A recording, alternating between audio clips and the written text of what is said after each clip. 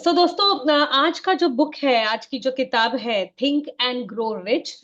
ये Napoleon Hill, जो एक यूएस बेस्ड ऑथर है, इनकी बेस्ट सेलर बुक है। और कोई भी किताब जब बेस्ट सेलर होती है, इसका वही मतलब हम समझ जाते हैं कि इस किताब की वजह से बहुत लोगों के फॉर्च्यून्स, भाग्य बदल गए हैं। राइट। इस किताब में दिए हुए नुस्खे, टिप्स आजमा के लोगों को बहुत सारे रिजल्ट मिले हैं, इसलिए और ज्यादा लोगों ने इसे रेफर करना शुरू कर दिया है। एंड अगर ऐसी कोई किताब है तो क्यों ना हम इसे शामिल करें, और इसीलिए हमने अपने बुक समरी सेशंस में इसे शामिल किया है।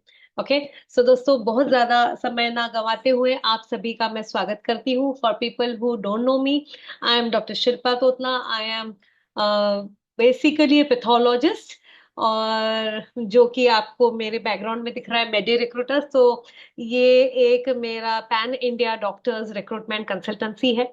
लेट मी टेल यू, ये जो बैकग्राउंड है इसका इस बुक समरी के साथ कोई भी संबंध नहीं है। जस्ट एक जूम पे मेरे साथ आ जाता है तो आ जाता है, otherwise this is completely voluntary act. ये एक अपनी तरफ से एक कंट्रीब्यूशन है मेरा सभी के लिए, कि कुछ महीनों पहले जैसे मैं भी किताब पढ़ने में बहुत वीक रहा करती थी, या किताब पढ़ना चाहती थी पर पढ़ने की आर्ट नहीं समझती थी, या पढ़ने का टाइम नहीं मिलता था। तो उस वक्त बहुत गिल्टी लगता था। और जब अब मैं सीख गई हूँ तो मुझे लगता है मैं 6 महीने पहले जिस स्टेटस में थी, उस स्टेट में जो लोग हैं उनके लिए मैं अपनी तरफ से कुछ करूं। एंड इसीलिए मैंने ये बुक समरी सेशन शुरू किए हैं। This is completely a selfless endeavour, completely selfless है, completely out of helping and contribution का एक भाव है इसमें। सो दोस्तों, तो चलिए चलते हैं हमारे बुक समरी की तरफ। Think and grow rich, Napoleon Hill की। अ, अपने सीट बेल्ट लगा के रखिए, बहुत जबरदस्त जर्नी पे हम जाने वाले हैं। और हम देखेंगे क्या वो एलिमेंट्स है, क्या वो चीजें हैं जो लगती हैं रिच बनने के लिए। राइट। यहाँ पे ऐसे कितने लोग हैं जो रिच बनना चाहते हैं? Can you just raise your hands? कितने लोग हैं जो रिच बनना चाहते हैं? चलो, come on, let me see how many people just want to become rich. चलो, good. Raju Pavani ji, great. Prakash Kupsat ji, Sintu Yadav ji, yes. मैं भी अपना कर लेती हूँ हाथ ऊपर। Yes, yes, yes, yes, and everyone wants, right? And that's the very reason, and there is nothing wrong. देखिए, ये एक कहीं तो भी कुछ गलत धारणाएं भी होती है कि रिच बनने से हम हम मतलब कुछ रिच लोगों के बारे में कुछ गलत कहा जाता है कभी कभी, या कुछ गलत क्या कहेंगे, ओपिनियंस है। बट नो, रिच बनना कोई गलत बात नहीं है, because money is needed for everything. Right. आपको हर जगह पैसा लगता है, पैसा ना हो तो हम रिस्ट्रिक्टेड फील करते हैं। तो what's wrong in getting rich? And rich बनना कोई रॉकेट साइंस नहीं है, यही इस किताब में लिखा है। ये भी एक साइंस है, और साइंस मतलब formula. Right. Science is all about principles, maths is all about formula. तो इसे हम मैथ्स कहे या साइंस कहे, इट्स जस्ट अ फॉर्मूला। और ये फॉर्मूला जिसको मिल जाता है, राइट, उसके लिए रिच बनना मुमकिन है। राइट। एंड वही हमें करना है आज इस बुक के तहत। हम ये फॉर्मूला जानेंगे, और by the end of the session be you will be knowing the formula.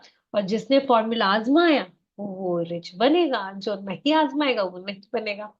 तो दोस्तों, इस फॉर्मूला में 13 कड़ियां हैं, 13 स्टेप्स हैं। चलिए देखते हैं क्या है वो step.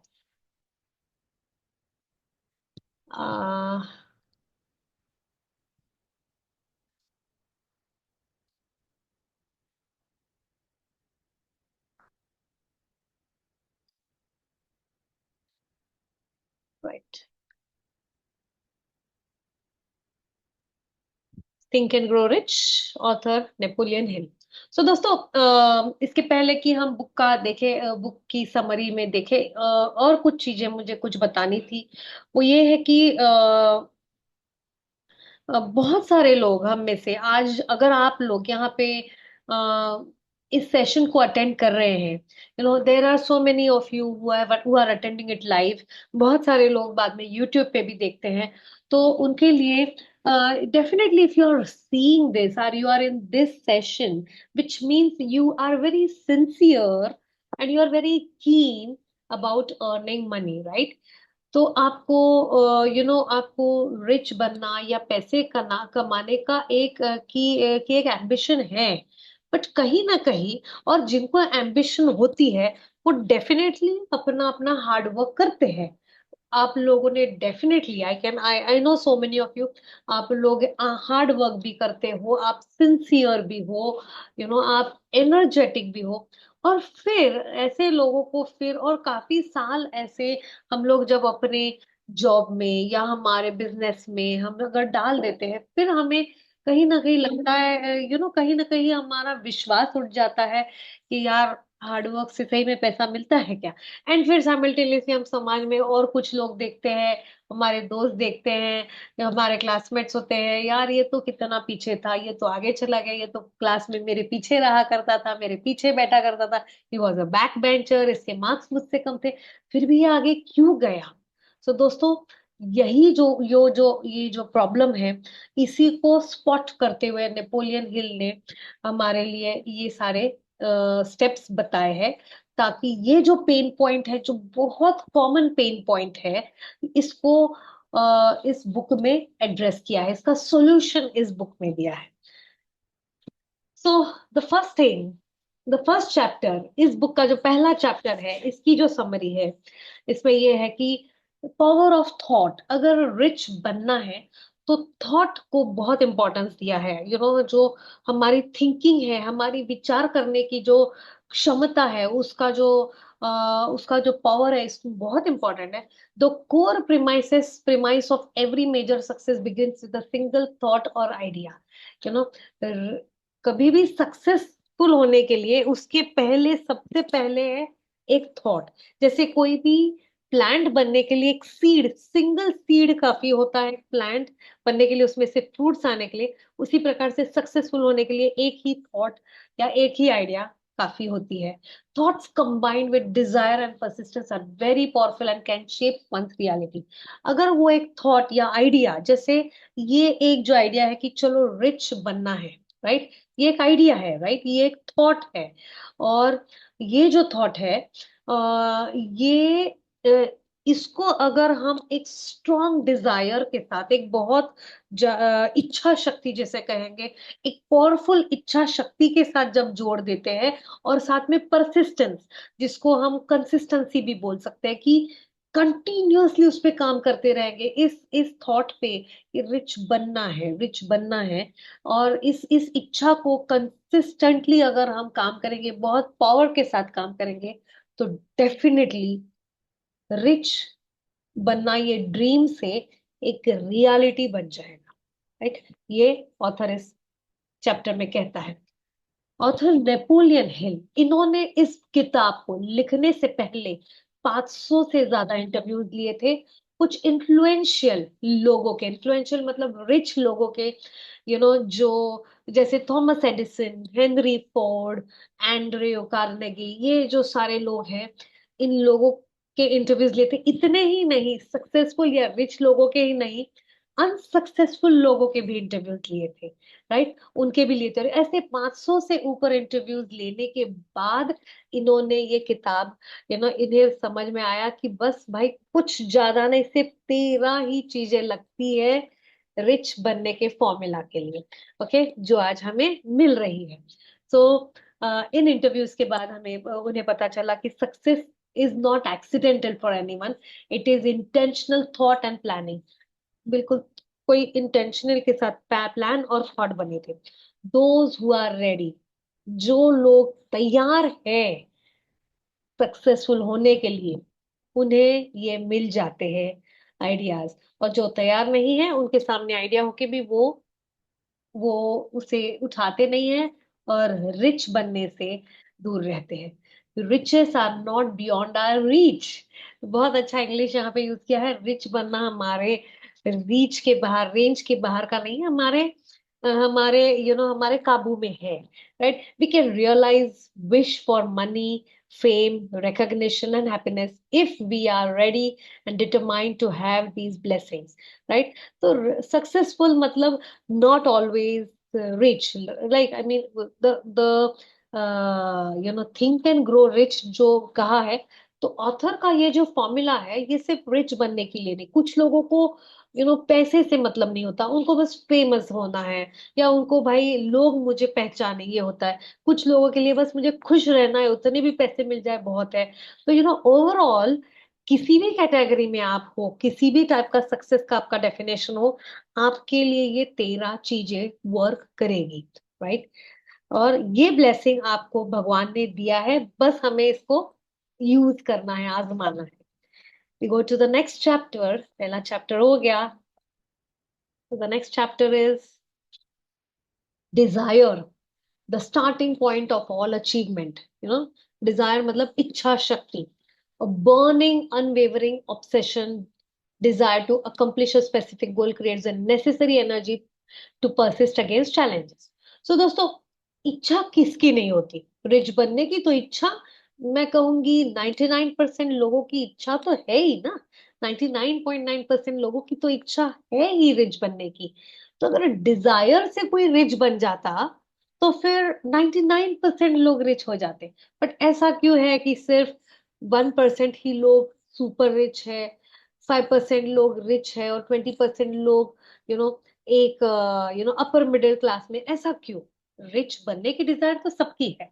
What is the difference? इच्छा होना और बहुत ज्यादा बर्निंग डिजायर होना, इसमें डिफरेंस है। राइट, बर्निंग डिजायर मतलब ऑब्सेशन।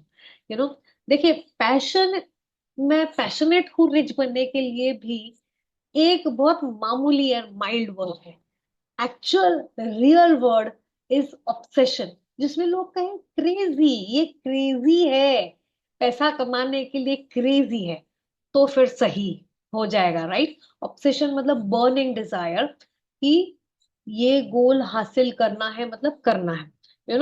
तो ऐसा जब बर्निंग डिजायर होता है तभी आप सभी चैलेंजेस या रोड ब्लॉक्स आपके रास्ते में जो आते हैं उसको लांग के, उन्हें तोड़ मरोड़ के आगे बढ़ते रहते आपके गोल की तरफ। तो ऑब्सेशन की बहुत जरूरत है, क्योंकि ऑब्सेशन इस वर्ड के साथ एक बहुत स्ट्रॉन्ग एनर्जी है। राइट, जैसे साइक्लोन के साथ होती है। राइट, हमारे वेस्ट बंगाल में भी साइक्लोन चल रहा है। राइट, बिहार, वेस्ट बंगाल और उड़ीसा बॉर्डर पे साइक्लोन आया हुआ है, तो उसमें जो एनर्जी होती है ना, वैसी एनर्जी अंदर से होनी चाहिए। तो आप बताइए, कौन से कोई भी बाधा ऐसी हो सकती है ऐसे पर्सन को रोके? No, no one can stop such an obsessed person. So burn all the ships एक बहुत बढ़िया एग्जाम्पल नेपोलियन हिल जी ने इसमें दिया है। Burn all the ships. एक बार ऐसा होता है दोस्तों कि एक वॉर छिड़ी हुई रहती है। ओके, युद्ध होते, युद्ध का माहौल है, और सामने से बहुत ज्यादा सिपाही है। राइट, जो विरुद्ध पार्टी है, राइट, एनिमी है, उनके हजारों के ऊपर एनिमी है। और यहाँ पे इस साइड में, जो अपनी साइड है, वहां पे सिर्फ 100 के करीब सोल्जर्स है। राइट, अब ये जो मेजर होता है वो कहता है देखिए वो लोग हैं हजारों, हम हैं 100। राइट, ये जो शिप है, ये जो नौका है, इसको पार करके आपको वहां जाना है। बट आप जब जाओगे तो उस शिप को, उस नौका, उन सारे शिप्स को आपको जला देना है। राइट, आपको जला देना है। अब क्या हुआ? क्योंकि जला देना है तो आपने वापस पीछे आने के रास्ते बंद कर दिए। राइट, और क्या हुआ दोस्तों? What do you think? ये जो 100 लोग थे, वो सामने 5,000 और यहाँ पे 100, क्या लगता है आपको कौन जीता होगा? What do you think? Who must have one, the 100 और द 5,000? आप जस्ट 1000 या 5,000 या 100 जो है, जो चैट बॉक्स में लिखिए, let me see what are your guesses. 5,000 अगर आपको लगता है सामने वाले जीते हैं, अगर आपको लगता है कि 100 लोग जीते जिन्होंने अपनी नौकाएं जला दी, तो आप 100 लिखिए। संजय अरोड़ा जी कह रहे हैं 100, okay. Sakshi Yog Prem 100। Perfect. Perfect. Y? Because वापिस आने का रास्ता ही नहीं है आपको। यू नो करो या मरो, ये वाली बात होती है दोस्तों। इसको कहते हैं ऑब्सेशन। राइट, इसको कहते हैं obsessed desire, burning desire. No matter what भाई, मर ही जाएंगे ना, और क्या। पर मरना ही है तो चलो 5-50 को मार के मरेंगे। And this burn all the ships is what is called as desire. जब आप गोल ले लेते हो कि मुझे इस तारीख तक इतनी वेल्थ जमा करनी है, और ये मेरा तरीका है इस बिजनेस में या इस जॉब में। It is not only for businessman, let me tell you, right. It is also for people who are into jobs, right. Employees के लिए भी ये उतना ही ट्रुथफुल है। आप बताइए, ऐसे एम्प्लॉयज जो अपनी जी जान डाल के उस कंपनी के लिए काम कर रहे हैं, इतना कि मतलब वो कंपनी को एक नेक्स्ट टू नेक्स्ट लेवल पे लेके गए, 10x लेवल पे लेके गए। क्या वो बॉस अपने उस प्रॉफिट में से एक मेजर प्रॉफिट आपको नहीं देगा? ऑफ कोर्स देगा, राइट।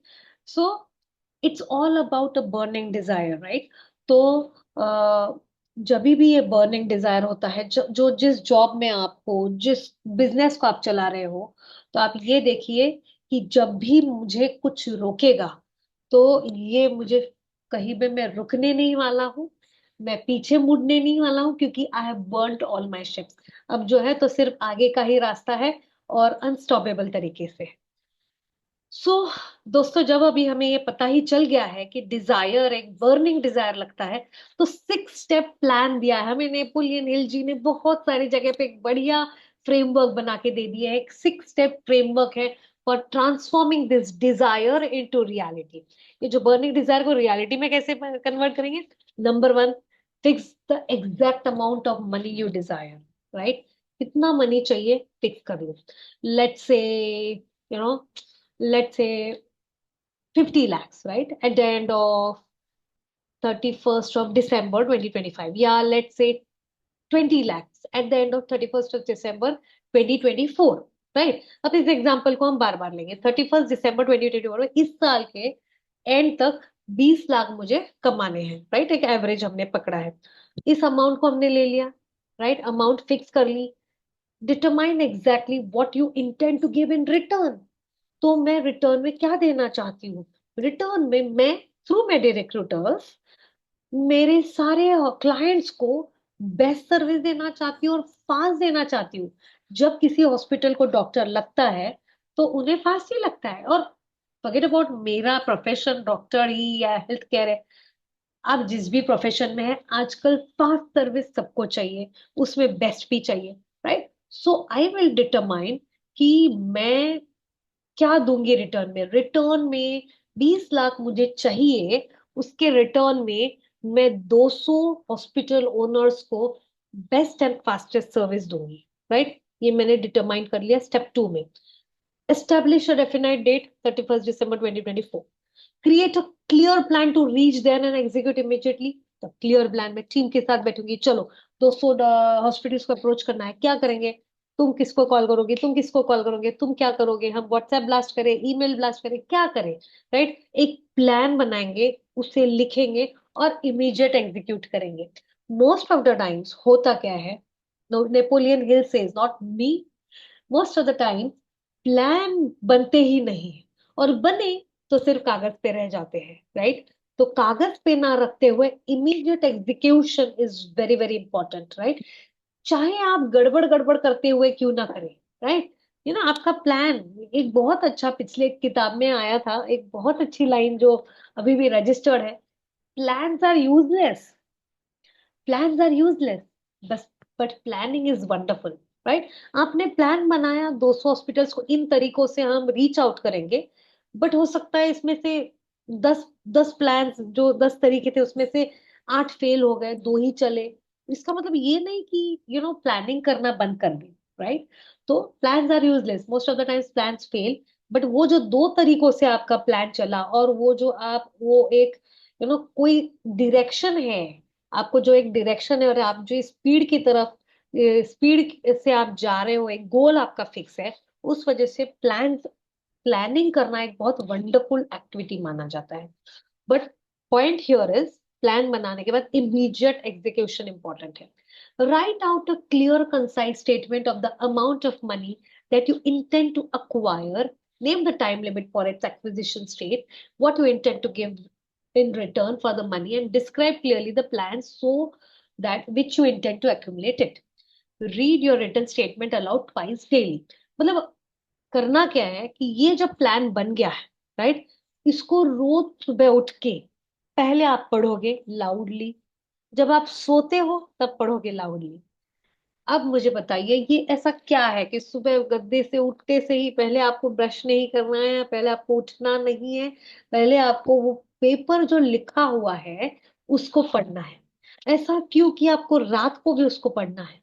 क्योंकि जब इंसान सोता है, राइट, तो जब उसके कॉन्शियस और सबकॉन्शियस माइंड के बीच में जो एक दरवाजा है, this all is this all is ऐसा कोई दरवाजा नहीं है। आप अगर किसी डॉक्टर को पूछोगे कि आप डिसेक्शन कर रहे थे तो हाथ के बीच में कोई ऐसे दरवाजे मिले थे या माइंड था क्या कहीं पे? It is not like that, but yes, there is enough evidence, even enough research which says कि कॉन्शियस एंड सबकॉन्शियस माइंड जो होता है, कॉन्शियस माइंड कौन सा है? जो अभी मैं सोच सोच के बोल रही हूँ, right, that is my conscious mind. जिसमें मेरे को सोच के बोलना पड़ रहा है, मैंने जो अभी पढ़ा है या मैंने ये जो किताब पढ़ी है उसमें से सोच के मैं बता रही हूँ, दैट इज कॉन्शियस माइंड। कौन करवा रहा है? मेरा कॉन्शियस माइंड। वो कितना है? 30%। बट एक्चुअल 70% तो सबकॉन्शियस माइंड है। वो कौन सा है? जो मेरे ये जो हैंड जेस्चर्स है, राइट, या मैं कुछ चीजें अपनी तरफ से ही बोल रही हूँ जो मैंने किताब में भी नहीं पढ़ी थी, वो कहाँ से आ रही है? वो तो सबकॉन्शियस माइंड से आ रही है। कभी कभी मैं जब अपना ये सेशन देती हूँ तो मुझे समझ में नहीं आता, यार कुछ कुछ चीजें मैंने ऐसे कुछ बता दी, ये तो ना मैंने पढ़ी थी इस किताब में, ना मैंने कभी पहले भी सुनी थी, अभी की अभी क्रिएट हो गई। वो कहाँ से आई? सबकॉन्शियस माइंड से। एक्चुअली सबकॉन्शियस माइंड ही तो मेन है, that is 70%, right, that is 70%। तो इसीलिए और ये जो सबकॉन्शियस माइंड है, इसमें अगर आपको चीजों को डालना है, आप देखिए मेरे जो हैंड जेस्चर्स है, मेरे जो एक्सप्रेशंस है, इसके लिए मैं कुछ भी सोच के नहीं कर रही हूँ। ये कैसे है? ऑटोमेटिक है। इसका मतलब आपको पैसा कमाना, ये जो रिच बनना, इसको ऑटो मोड पे डालना है, तो आपको कॉन्शियस माइंड से चीजें सबकॉन्शियस माइंड में डालनी पड़ेगी, राइट। आपको कॉन्शियस से सबकॉन्शियस माइंड में डालनी पड़ेगी। And this is possible, this is possible, जो हम आगे देखेंगे हाउ इज इट पॉसिबल।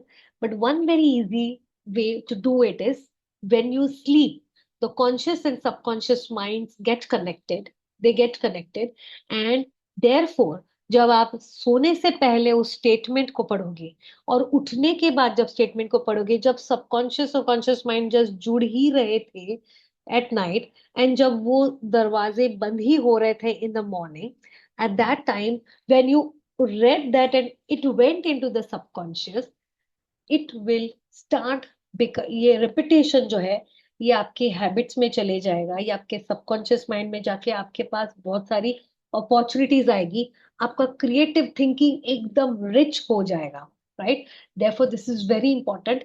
ये स्टेटमेंट आपके बेड के बगल में लिख के इसको लाउडली पढ़ना जरूरी है ना। Why loudly? बिकॉज आप जब लाउडली पढ़ते हो तो आप मुंह से बोल रहे हो, आप कानों से सुन रहे हो और आंखों से देख रहे हो, तो आपने जो है तीन तीन सेंसेस को यूटिलाइज किया है, right. Therefore loud reading reading is very important. Now what is this statement? देखिए पहले बता दिया है कि आपको एग्जैक्ट अमाउंट ऑफ मनी लिखना है, एग्जैक्ट डेट लिखना है, और क्या रिटर्न में दोगे ये लिखना है, राइट। और बट एक स्टेटमेंट चलो देख ही लेते हैं, राइट। तो आप इस स्टेटमेंट को सुन के अपना स्टेटमेंट बना लीजिए। The best most better recommended thing would be कि आप what you can do is you can make your statement now as I am telling you. जैसे मैं आपको अभी बता रही हूँ, आप अपना अपना स्टेटमेंट बना लीजिए, and which will I'm sorry, 1 second. I just share it once again.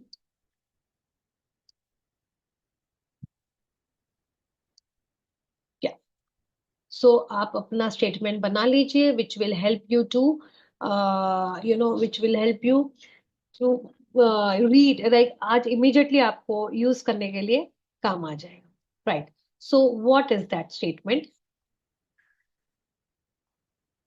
I intend, okay, I intend to earn an amount of 20 lakh rupees by 31st December 2024.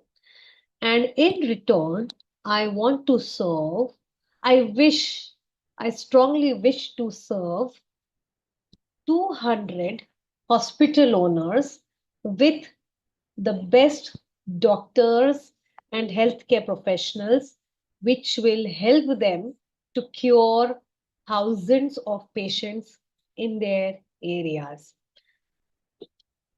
So this is how it has to be, right? आपका एक clear concise statement हो गया है, उसमें आपने amount of money लिख दिया है, टाइम लिमिट लिख दिया है, और उसके रिटर्न में आप क्या देना चाहते हो वो लिख लिया है। कुछ भी आपको फ्री में नहीं चाहिए। You are telling the subconscious कि भाई फ्री में मत देना, मुझे इसके रिटर्न में कुछ देना है, राइट? सो इसको हमें दिन में 2 बार पढ़ना है, सुबह रात को। Now, what is very important, you know what? What is very important as you read, see, and feel and believe as already in possession of the money. जब आप इसको पढ़ रहे हो, right? तो आपको ये फीलिंग लाना है एज इफ वो पैसा आपके सामने है, राइट? आप उन 20 लाख की नोटों की बंडल्स आपके सामने रख लो, और एज इफ आप उसको आपके हाथ में ले रहे हो, आप उसको फील कर रहे हो। उस इमोशन में जाना बहुत जरूरी है।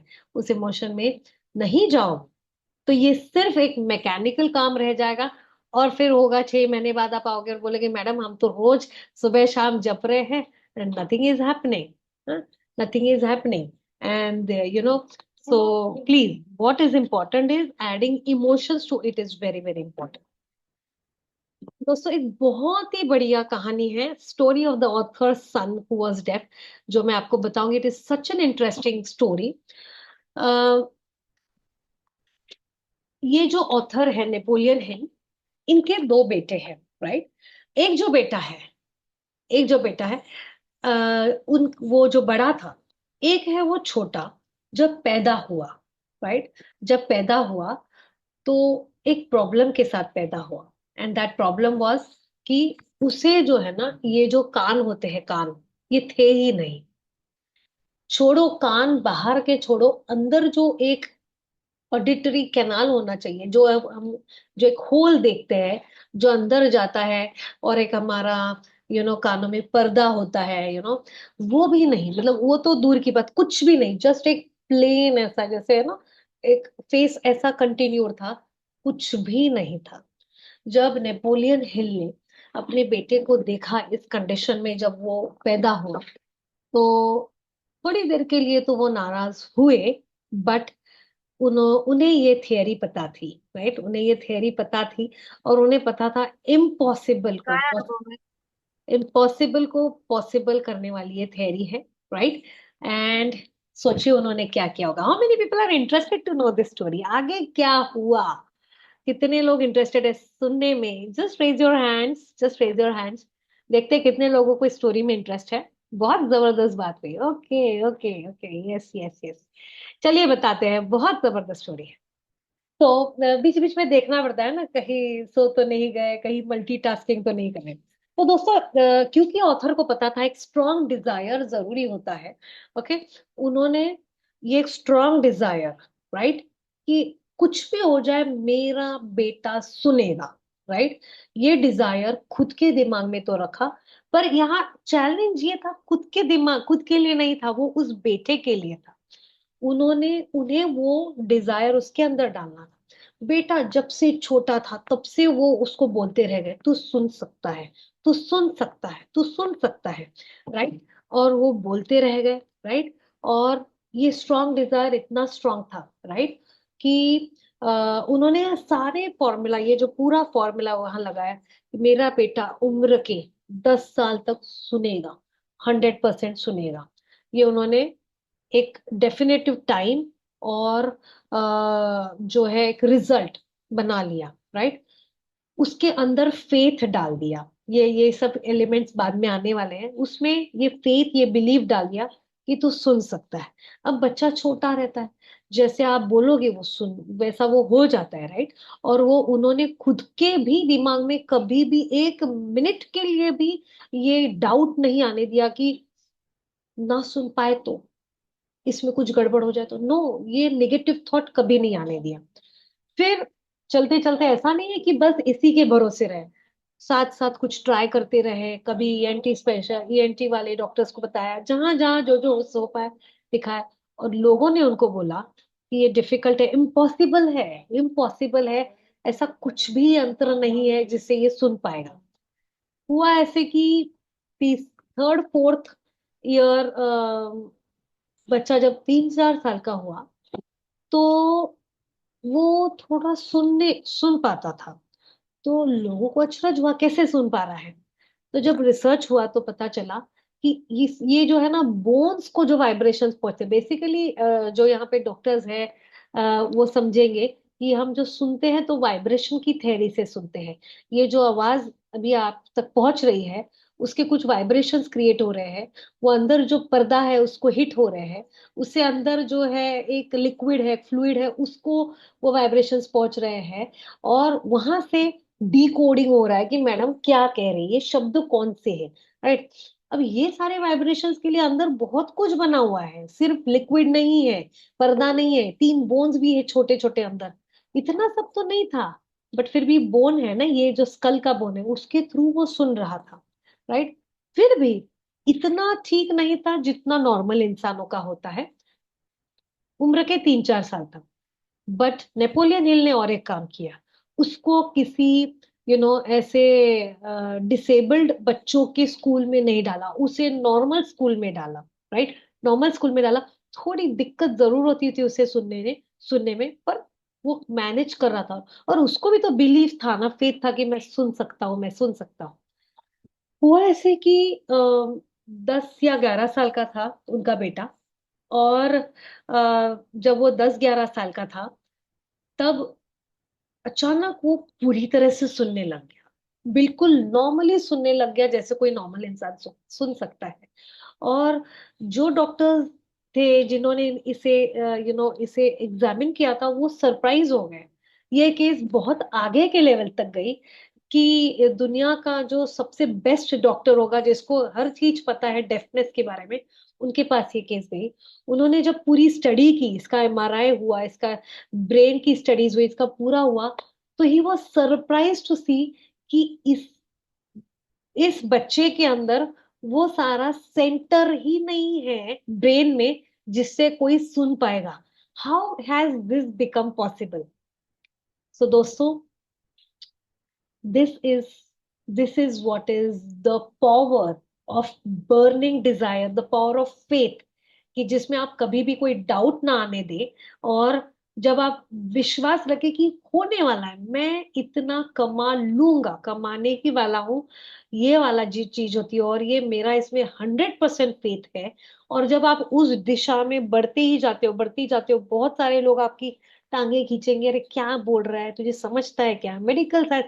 आपको नहीं लगता नेपोलियन हिल जी को कितने लोगों ने डिस्करेज किया होगा, क्या बोल रहा है, हमको मालूम है उधर होल भी नहीं है, कहाँ से सुनेगा, कान नहीं है, how is it possible. But he said please don't come in my way, अगर मेरा विश्वास है तो है। सो दोस्तों, the point is this, that when you believe very strongly and you work with power, with obsession towards it, impossible चीजें possible हो जाती है। अगर जिसके ब्रेन में वो सेंटर नहीं है, जिसके जिसको वो कान नहीं है सुनने के, अगर वो सुन पा रहा है, तो अरे पैसा कमाना कौन सी बड़ी बात है। ये तो साइंस को ब्रेक करके कुछ मिराकल हो गया, तो हम तो सिर्फ पैसा ही कमाने की बात कर रहे हैं, ये जिसमें हमें पूरा ही भगवान ने हमें पूरा ब्लेस किया है, प्रॉपर बॉडी है, प्रॉपर घर है, छत है, सब है, तो क्या ही है, सिर्फ पैसा ही तो कमाना है। सो दोस्तों, this is the story, and which is a true story of this of the author, and which should really inspire all of us. So let's come back to the book. And okay, so ये story हमने देखी। अब faith है जो हमने देखा, faith, visualisation and belief, visualization and belief in attainment of desire. Faith is a state of mind that you must learn to cultivate. चाहे जो भी हो, फेथ, ये वाली फेथ रखने की आदत, बिलीव करने की आदत हमें लगानी पड़ेगी, राइट। हम हमेशा डाउट में होते हैं, होगा क्या, नहीं होगा, शायद, ये वो। डिलीट कर दो ये वर्ड, शायद वाला वर्ड डिलीट कर दो, एंड हमेशा ये होगा, इस पे रहो। थ्रू रिपीटिंग, तो फेथ कैसे डेवलप करना है? Through repeating affirmations and instructions, a state of faith is created in the subconscious, thanks to the process of auto suggestion. Auto suggestion पे बहुत कुछ आ रहा है इस बुक में। तो ऑटो सजेशन, किसी भी चीज में फेथ, इस चीज में फेथ कि मैं ये 20 लाख 31 दिसंबर तक कमा ही लूंगी, इसमें जो फेथ है, ये कैसे होगा? जब मैं अपने आप को रोज ऑटो सजेशन दूंगी, यस मैंने 20 लाख कमा चुकी हूँ, मैं वो 20 लाख कमा चुकी हूँ, और इस सर्विस देने के अगेंस्ट ये कमा चुकी हूँ। वो जो स्टेटमेंट मैं सुबह शाम पढ़ रही हूँ, सिवाय और दिन में कहीं जहीं जहां भी टाइम मिलेगा, एक स्टेट ऑफ मेडिटेशन में जाके जो एफर्मेशंस या ऑटो सजेशंस दे रही हूँ, राइट, उस वजह से क्या हो जाता है, वो चीज कॉन्शियस माइंड से सबकॉन्शियस माइंड में चली जाती है। और एक बार चीज सबकॉन्शियस माइंड को चली जाए, पहुंच जाए, तो फिर हम अपने आप की भी नहीं सुनते। any impulse of thought when presented in an emotionalized pattern, again emotionalized pattern बहुत जरूरी है, इमोशंस लाना बहुत जरूरी है। आप एक्चुअली उस इमोशन में हो कि यस पैसा मेरे साथ है, आप एक्चुअली खुश हो, आप स्माइल रखोगे, और उस इमोशन को लाना बहुत जरूरी है। ड्रामा ही क्यों ना हो, इमोशन को लाइए। इस continuously repeated and entered into the subconscious mind eventually becomes continuous loop of thought. अगर आप रिपीटेडली ये सोचोगे सोचोगे सोचोगे, फिर वो आदत बन जाएगी, और आपका माइंड उसको विश्वास रखने लगेगा, राइट। जैसे हमें ये थ्योरी पता है, राइट, कि कोई भी चीज को रिपीटेडली बोले और इमोशंस के साथ बोले, तो वो चीज सच हम मानने लग जाते हैं, और वो चीज सच होने लग जाती है। इसका एक हेलो। निगेटिव भी, इसका एक, हाँ सर। प्लीज म्यूट योर हाँ। Self. Shahbaz, who's that?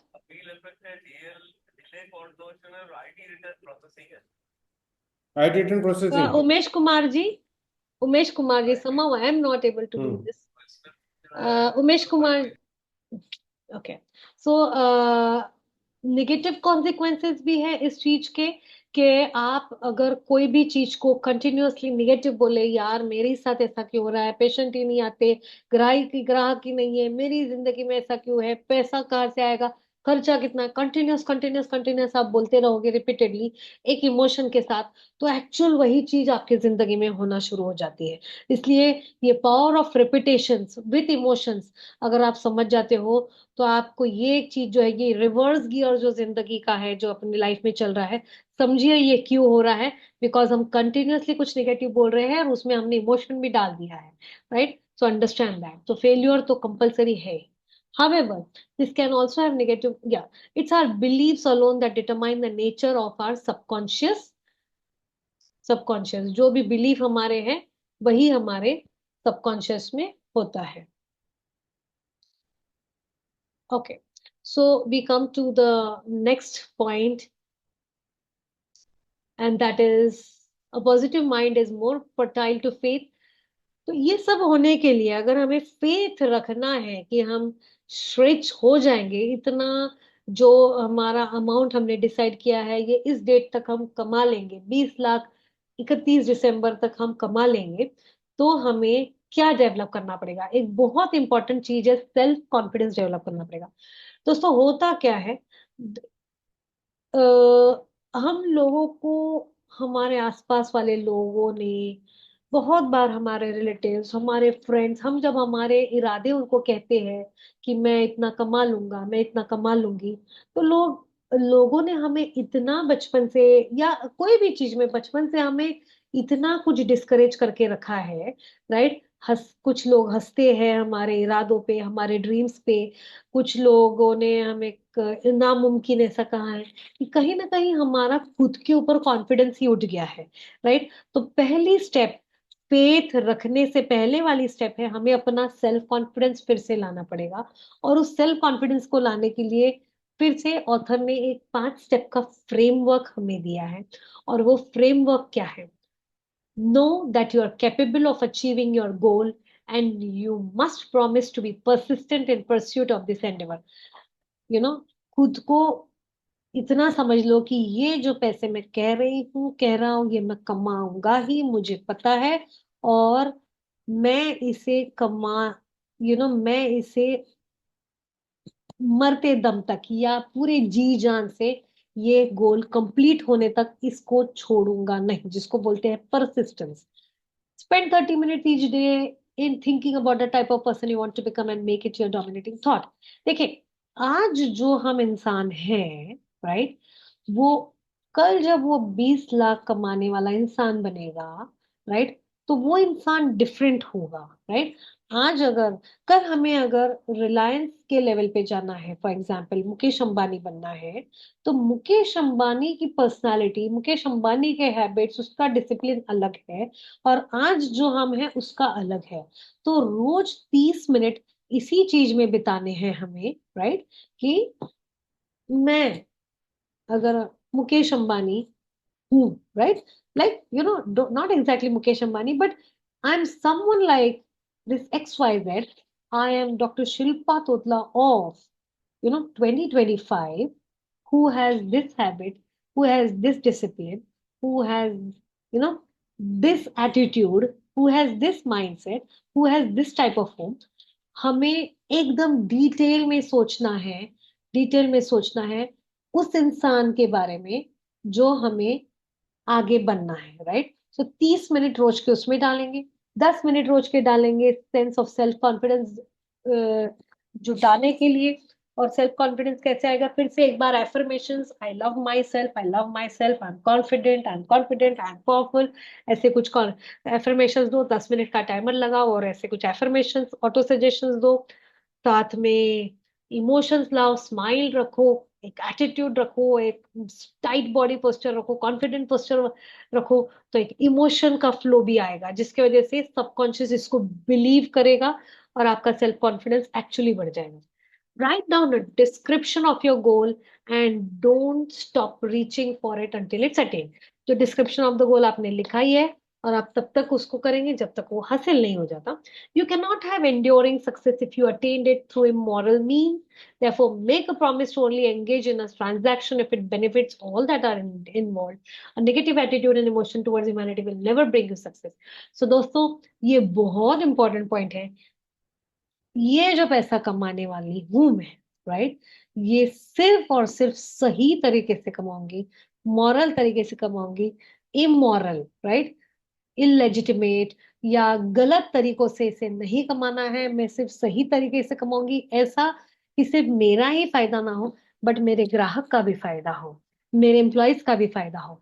Win win win situation अगर होगा, राइट, तो विनिंग, मेरे एम्प्लॉयज का विनिंग और मेरे ग्राहकों का विनिंग जब होगा, तो ही ये पैसा पचता है। हम बोलते हैं ना, ऐसा ही पैसा पचता है, गलत कामों से कमाया हुआ पैसा नहीं पचता। वही ये पॉइंट है, गलत कामों से, गलत तरीकों से कमाया हुआ पैसा नहीं पचता। इस बुक में यहाँ तक लिखा है दोस्तों। ये सिर्फ इंडिया में थॉट्स नहीं है, देखिए ये US में भी ये थॉट्स है। इस किताब में भी लिखा है नेपोलियन हिल ने कि अगर गलत तरीकों से पैसा, चलो आपने कमा भी लिया, है ना, तो एक तो आपको उसका भरपाई देनी पड़ेगी। कर्मा जो है ना, वो हिट आपको होगा ही। बाई चांस लेट से आप छूट गए, तो आपकी अगली पीढ़ी को कर्मा हिट होगा। चलो वो भी छूट गए, उसकी अगली पीढ़ी पर वो कर्मा का हिसाब रहता है, मतलब रहता है।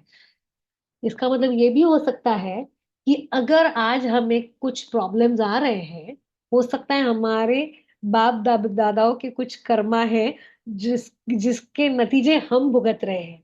Possible, right? सो इसीलिए गलत तरीकों का कभी सोचिए भी मत, और अदरवाइज वो सारा पैसा पानी में बह जाएगा, right? Commit this method to memory and repeat it aloud once a day to become successful. The genius sleeping inside your brain will awaken by this method. तो डेली देखिए, at least 40 minute, 30 + 10, 30 minute for the type of person you are, and 10 minute अपना self confidence बढ़ाने के लिए। इसको रोज करना है, रोज करना है, रोज करना है।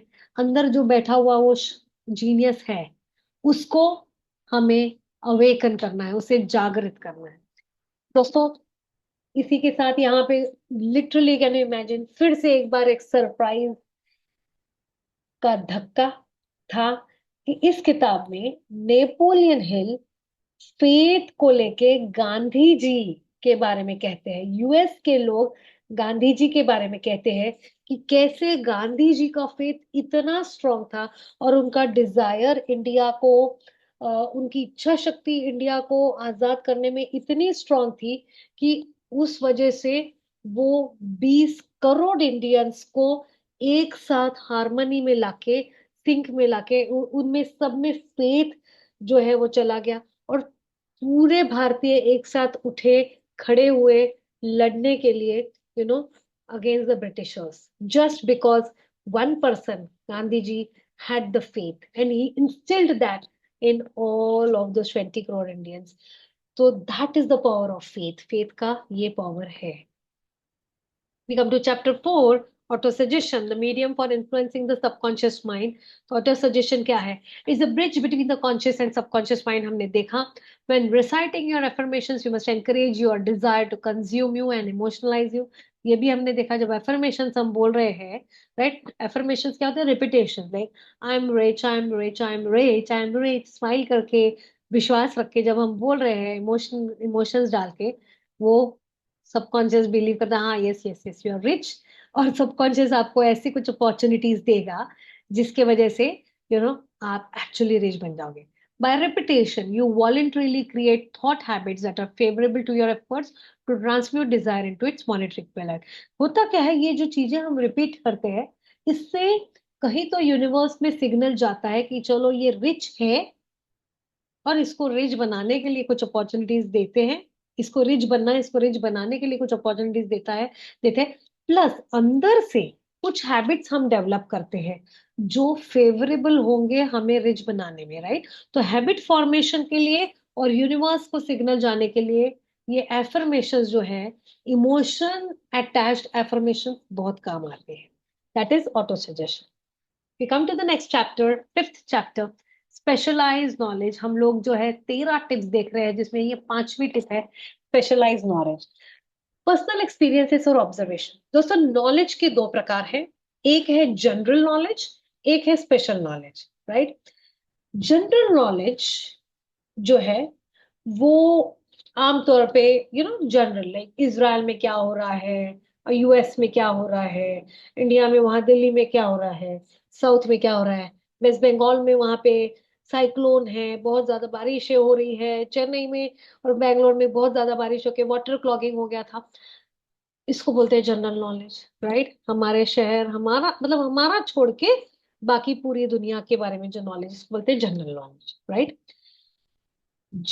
जब हमें रिच बनना है, राइट, वेल्थ एक्यूमुलेट करना है, तो ये जो जनरल नॉलेज है, इसका यूज डायरेक्टली कुछ भी नहीं है तब तक जब तक आप उस नॉलेज को यूज नहीं करते, राइट? अगर आप उस नॉलेज को यूज कर पाए, ऑर्गेनाइज करके यूज कर पाए आपके गोल को फुलफिल करने के लिए, तो फिर ठीक है, फिर जनरल नॉलेज काम का है। बट ऐसे ही जनरल नॉलेज, लाइक इसराइल में कुछ हो रहा है, अरे वो इतने सारे वहां पे अभी धमाके हुए, तो what, how does it help you in earning your wealth, right? So ऐसा वाला, according to Napoleon Hill, this knowledge is not useful if your goal is to earn money. If your goal is to be aware, फिर बात अलग है। पर आपका गोल अगर rich बनना है और स्पीड के साथ बनना है, तो जनरल नॉलेज नहीं काम आता। तो फिर कौन सा नॉलेज काम आता है? दूसरा जो टाइप है स्पेसिफिक नॉलेज, स्पेशलाइज नॉलेज। कौन सा? जो आपके डोमेन का है, राइट, आपके डोमेन का है। जैसे अब मैं रिक्रूटमेंट, अगर मैं रिक्रूटमेंट का नॉलेज लूं, और ज्यादा लूं और ज्यादा लूं, अब रिक्रूटमेंट प्लस एंटरप्रेन्योरशिप, इसका नॉलेज लूं, राइट, एक स्पेसिफिक नॉलेज अगर लूं, तो फिर मुझे फॉर्च्यून बनाने में, कुछ एक अपने भाग बदलने में, भाग्य बदलने में फायदा होगा। तो इसीलिए नेपोलियन हिल के हिसाब से, ऑथर के हिसाब से, स्पेशलाइज नॉलेज पे फोकस कीजिए। जनरल नॉलेज का इतना ज्यादा कुछ काम नहीं है, राइट। अब हेनरी फोर्ड की केस बहुत जबरदस्त से ये स्टोरी है। चलिए मैं आपको बताती हूँ। हेनरी फोर्ड जो एक जमाने में हेनरी फोर्ड जो एक जमाने में यूएस के one of the richest citizen थे, राइट। दोस्तों इनके साथ क्या हुआ? इनके साथ इनके ऊपर केस कर दी गई। क्यों? भाई ये इंसान अमेरिका का सबसे रिच इंसान है, जिसका एजुकेशन भी कंप्लीट नहीं हुआ है, इसका तो स्कूलिंग भी कंप्लीट नहीं हुआ है। ये कैसे रिच हो गए? इनको तो नॉलेज भी नहीं है। उनके नॉलेज को लेके उनके ऊपर केस की गई, एंड वेरी वेरी सरप्राइजिंगली उसके लिए कोर्ट ने उनको समन्स भी दिया और उनको कोर्ट में जाना भी पड़ा। ठीक है। अब दोस्तों हुआ क्या, आप देखिए, बहुत ही मजेदार है ये बात। जब हेनरी फोर्ड वहां पे गए, राइट, तो उनको पूछा गया, एक minute, just I am just हाँ, तो उनको पूछा गया कि आपको नॉलेज नहीं है, राइट, आपको नॉलेज नहीं है, और आप अमेरिका के सबसे वेल्दी इंसान है, right, this is not correct, right. तो फिर वो उन्होंने कहा, हाउ डू यू नो कि मुझे नॉलेज नहीं है? ठीक है, आई एग्री कि मेरा फॉर्मल एजुकेशन नहीं हुआ है, स्कूल में एजुकेशन नहीं हुआ है, but how do you know, मतलब मुझे नॉलेज नहीं है कैसे पता है? तो फिर उन्हें पूछा गया, बताओ हिस्ट्री में जो साल 2019 में जो अमेरिका में ये हुआ था, उसमें इस लीडर के अगेंस्ट ये जो हुआ था, उसमें क्या हुआ था? He said I don't no. फिर उनको कोई जनरल ऐसा सवाल पूछा गया, हिस्ट्री से रिलेटेड, ज्योग्राफी से रिलेटेड, और उन्होंने आई डोंट नो कहा। कुछ देर तक उन्होंने सुना, राइट, कुछ देर तक उन्होंने सुना। फिर उन्होंने अपना आवाज उठाया, उन्होंने कहा, आप मुझे किसी भी कोने की चीजें पूछो, I agree I don't know, but आप कार के बारे में पूछो, आप मुझे कुछ भी पूछो, मैं आपको बता दूंगा। और दोस्तों ये जो सवाल आप पूछ रहे हो ना, मैं अगर एक बटन दबाऊं ना, तो मेरे ऑफिस में मेरे ऐसे कुछ एम्प्लॉयज हैं जो आपको यही नहीं, इस ऐसे हजारों हिस्ट्री और ज्योग्राफी के सारे जो किस्से हैं, ये आपको बता देंगे, राइट। मुझे मालूम होना चाहिए ये किसने बताया, and how does it matter, how does it matter in earning wealth, right. तो उन्होंने, उनका ये जो सवाल है, राइट, तो उन्होंने अपना कार रिलेटेड एक जो चीज बताई, कि आपको पता है कि कार के ये जो पार्ट है, इसमें जो हम ये जो करते हैं, इस वजह से ये हम पहले पूरे वर्ल्ड में जो फास्टेस्ट कार डेवलपिंग है, और ये बेस्ट क्वालिटी के हमारे टायर्स है, और इस वजह से हमारी कार इससे है। ये आपको नॉलेज है? नहीं, तो फिर आपका एजुकेशन क्या काम का? ये सुन के जो है लॉयर चित पड़ गए, सारे पूरे, सब जितने लोग थे जो जज थे, पूरे चित पड़ गए। और वहां से लेके एजुकेशन को का जो पर्सपेक्टिव था, या स्कूलिंग या कॉलेज को लेके जो पर्सपेक्टिव हुआ, वो चेंज हुआ। और कभी किसी को ऐसा चैलेंज नहीं किया गया कि आपने स्कूलिंग नहीं किया है, आपने कॉलेज में ये डिग्री वो डिग्री नहीं ली है, इसलिए आपको नॉलेज नहीं है, आप बुद्धू है। ये वाले लेबल्स लगना बंद हो गए। सो दोस्तों, that is the power of having specific knowledge versus personalise knowledge, generalise knowledge, sorry. Let us come to this. Right. Coming to the chapter number, this should be chapter number 6, imagination, the workshop of the mind. Right? The workshop of the mind. तो ये जो है इस chapter में जो है, within your imagination is where all plans are created and formed. So दोस्तों, मैं पढ़ती नहीं हूँ, मैं आपको डायरेक्टली बता रही हूँ कि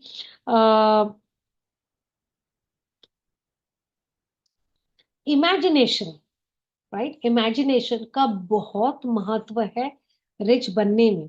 इमेजिनेशन के दो टाइप्स है, one is synthetic imagination, second is creative imagination, right. अब सिंथेटिक इमेजिनेशन मतलब क्या, कि मैंने ये किताब पढ़ी, राइट, एग्जाम्पल, मैंने ये किताब पढ़ी और उसमें से मुझे ये समझ में आया कि मुझे ये जो 13 स्टेप्स का फॉर्मूला है, मैं अगर यूज करूंगी तो मैं रिच बन सकती हूँ, राइट, मैं अमीर बन सकती हूँ, right. That is synthetic imagination. मतलब मैंने जो नॉलेज अपने ब्रेन को फीड किया, उसमें से कुछ फ्रेमवर्क बना, और वो जो मैंने डाला उसको बोलते हैं सिंथेटिक इमेजिनेशन, राइट। तो जरूरी नहीं आज का ही, मैंने पुराना भी कुछ था और था और था, उसको कंबाइन करके कुछ फॉर्मूला बना, कुछ जुगाड़ बना, और उसको हम बोलेंगे सिंथेटिक इमेजिनेशन, राइट। बट बात तो तब बनती है जब हम क्रिएटिव इमेजिनेशन में जा पाए। What is this creative imagination? Creative imagination मतलब something out of the box, completely out of the box, right.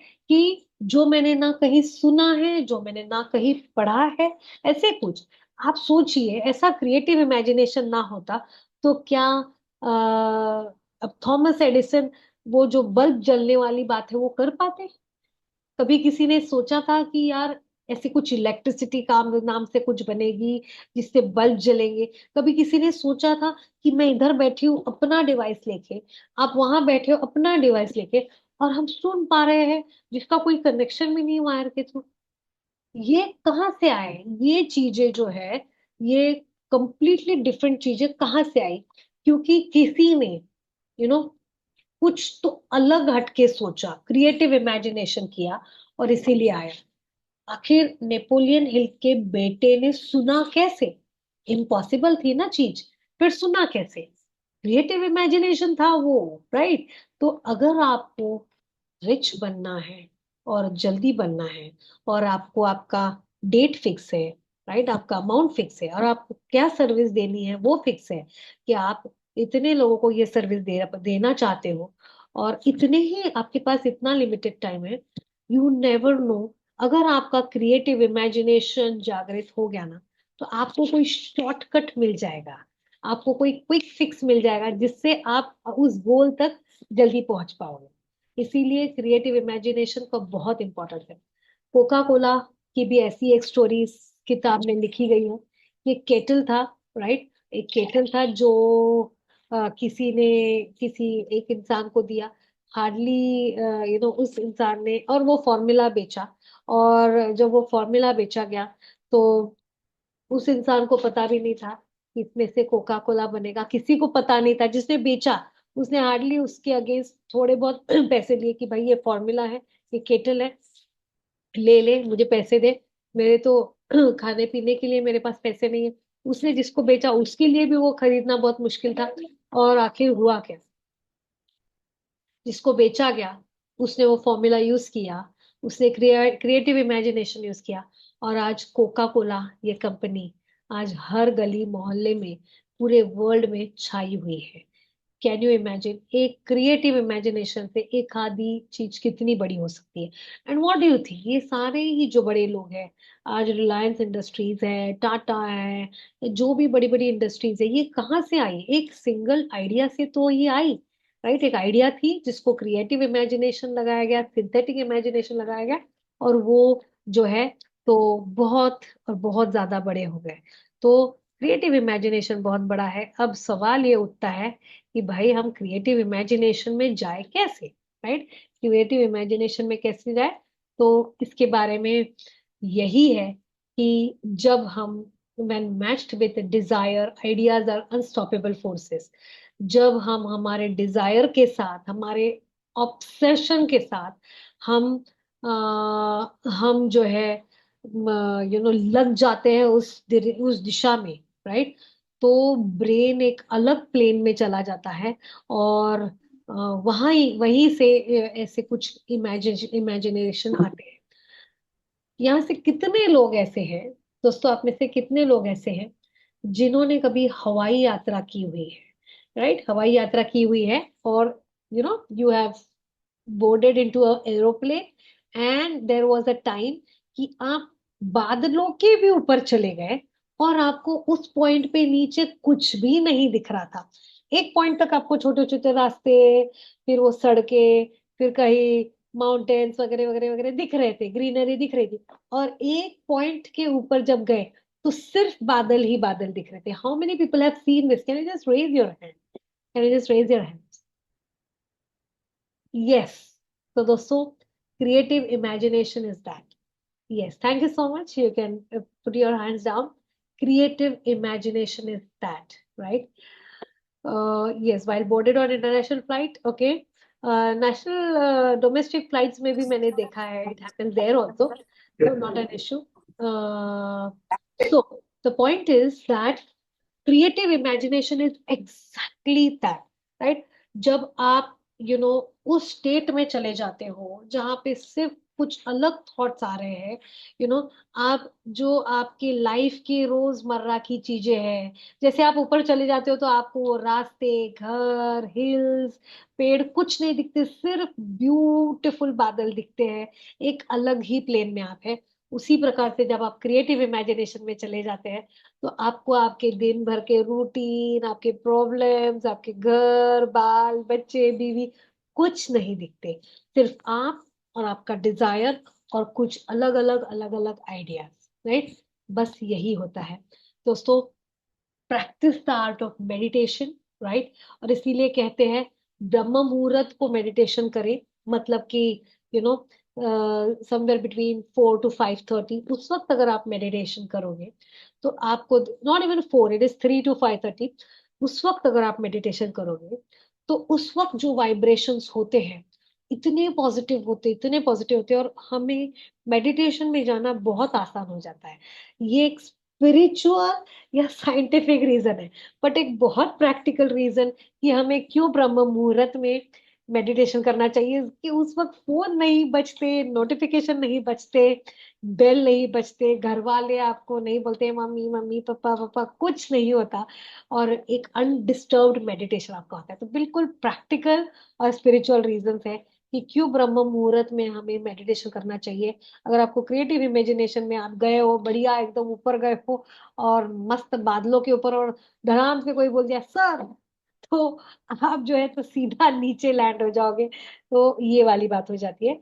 therefore meditation helps in creative imagination, and especially for those people जो एक burning desire के साथ और एक creative एक clear thought के साथ है कि क्या मैं कितना कमाना चाहती हूँ और किस डेट को, उनके लिए creative imagination in that direction starts happening. We come to the next thing. Okay.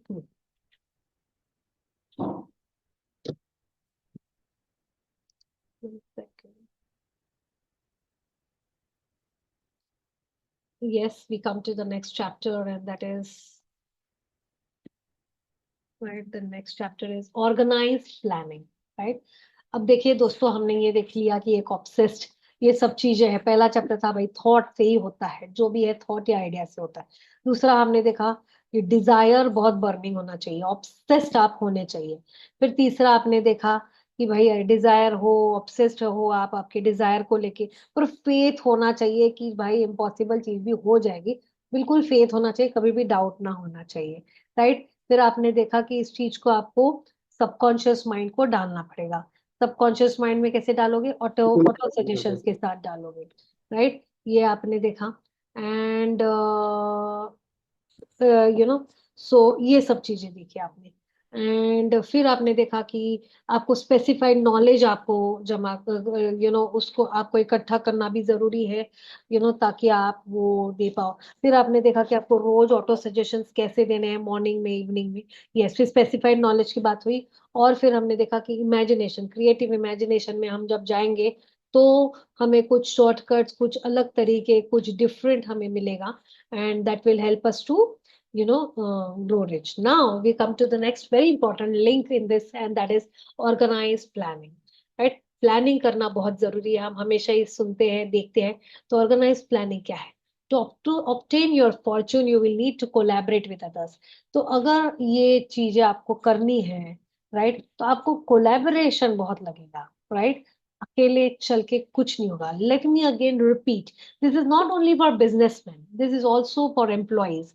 आप सोचिए एम्प्लॉयज जो होते हैं, राइट, अगर कोई एम्प्लॉय कहे कि चल मुझे जो है ना, हमारे यहाँ पे एक एम्प्लॉय थी ऐसी जो बहुत ज्यादा फोकस थी, right? She was extremely focused, right?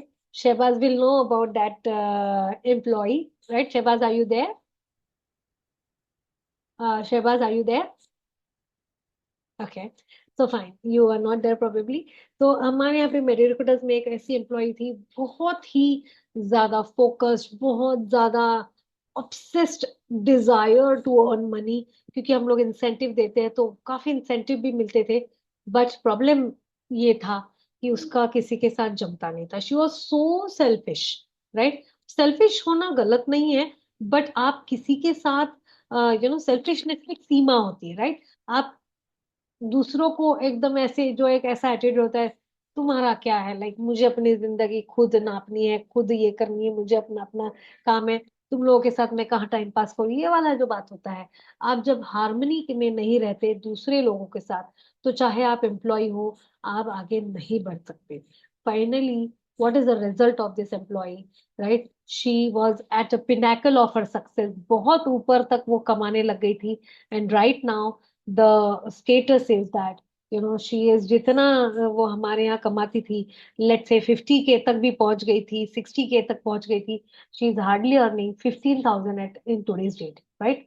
So this is what happens जब आप कोलैबोरेट नहीं करते दूसरे लोगों के साथ, जब आप जुड़ जोड़ के नहीं लेते दूसरे लोगों के साथ। और yes, so that is important.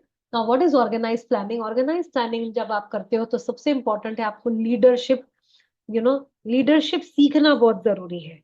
और लीडरशिप कौन सी? फोर्स वाली नहीं, राइट।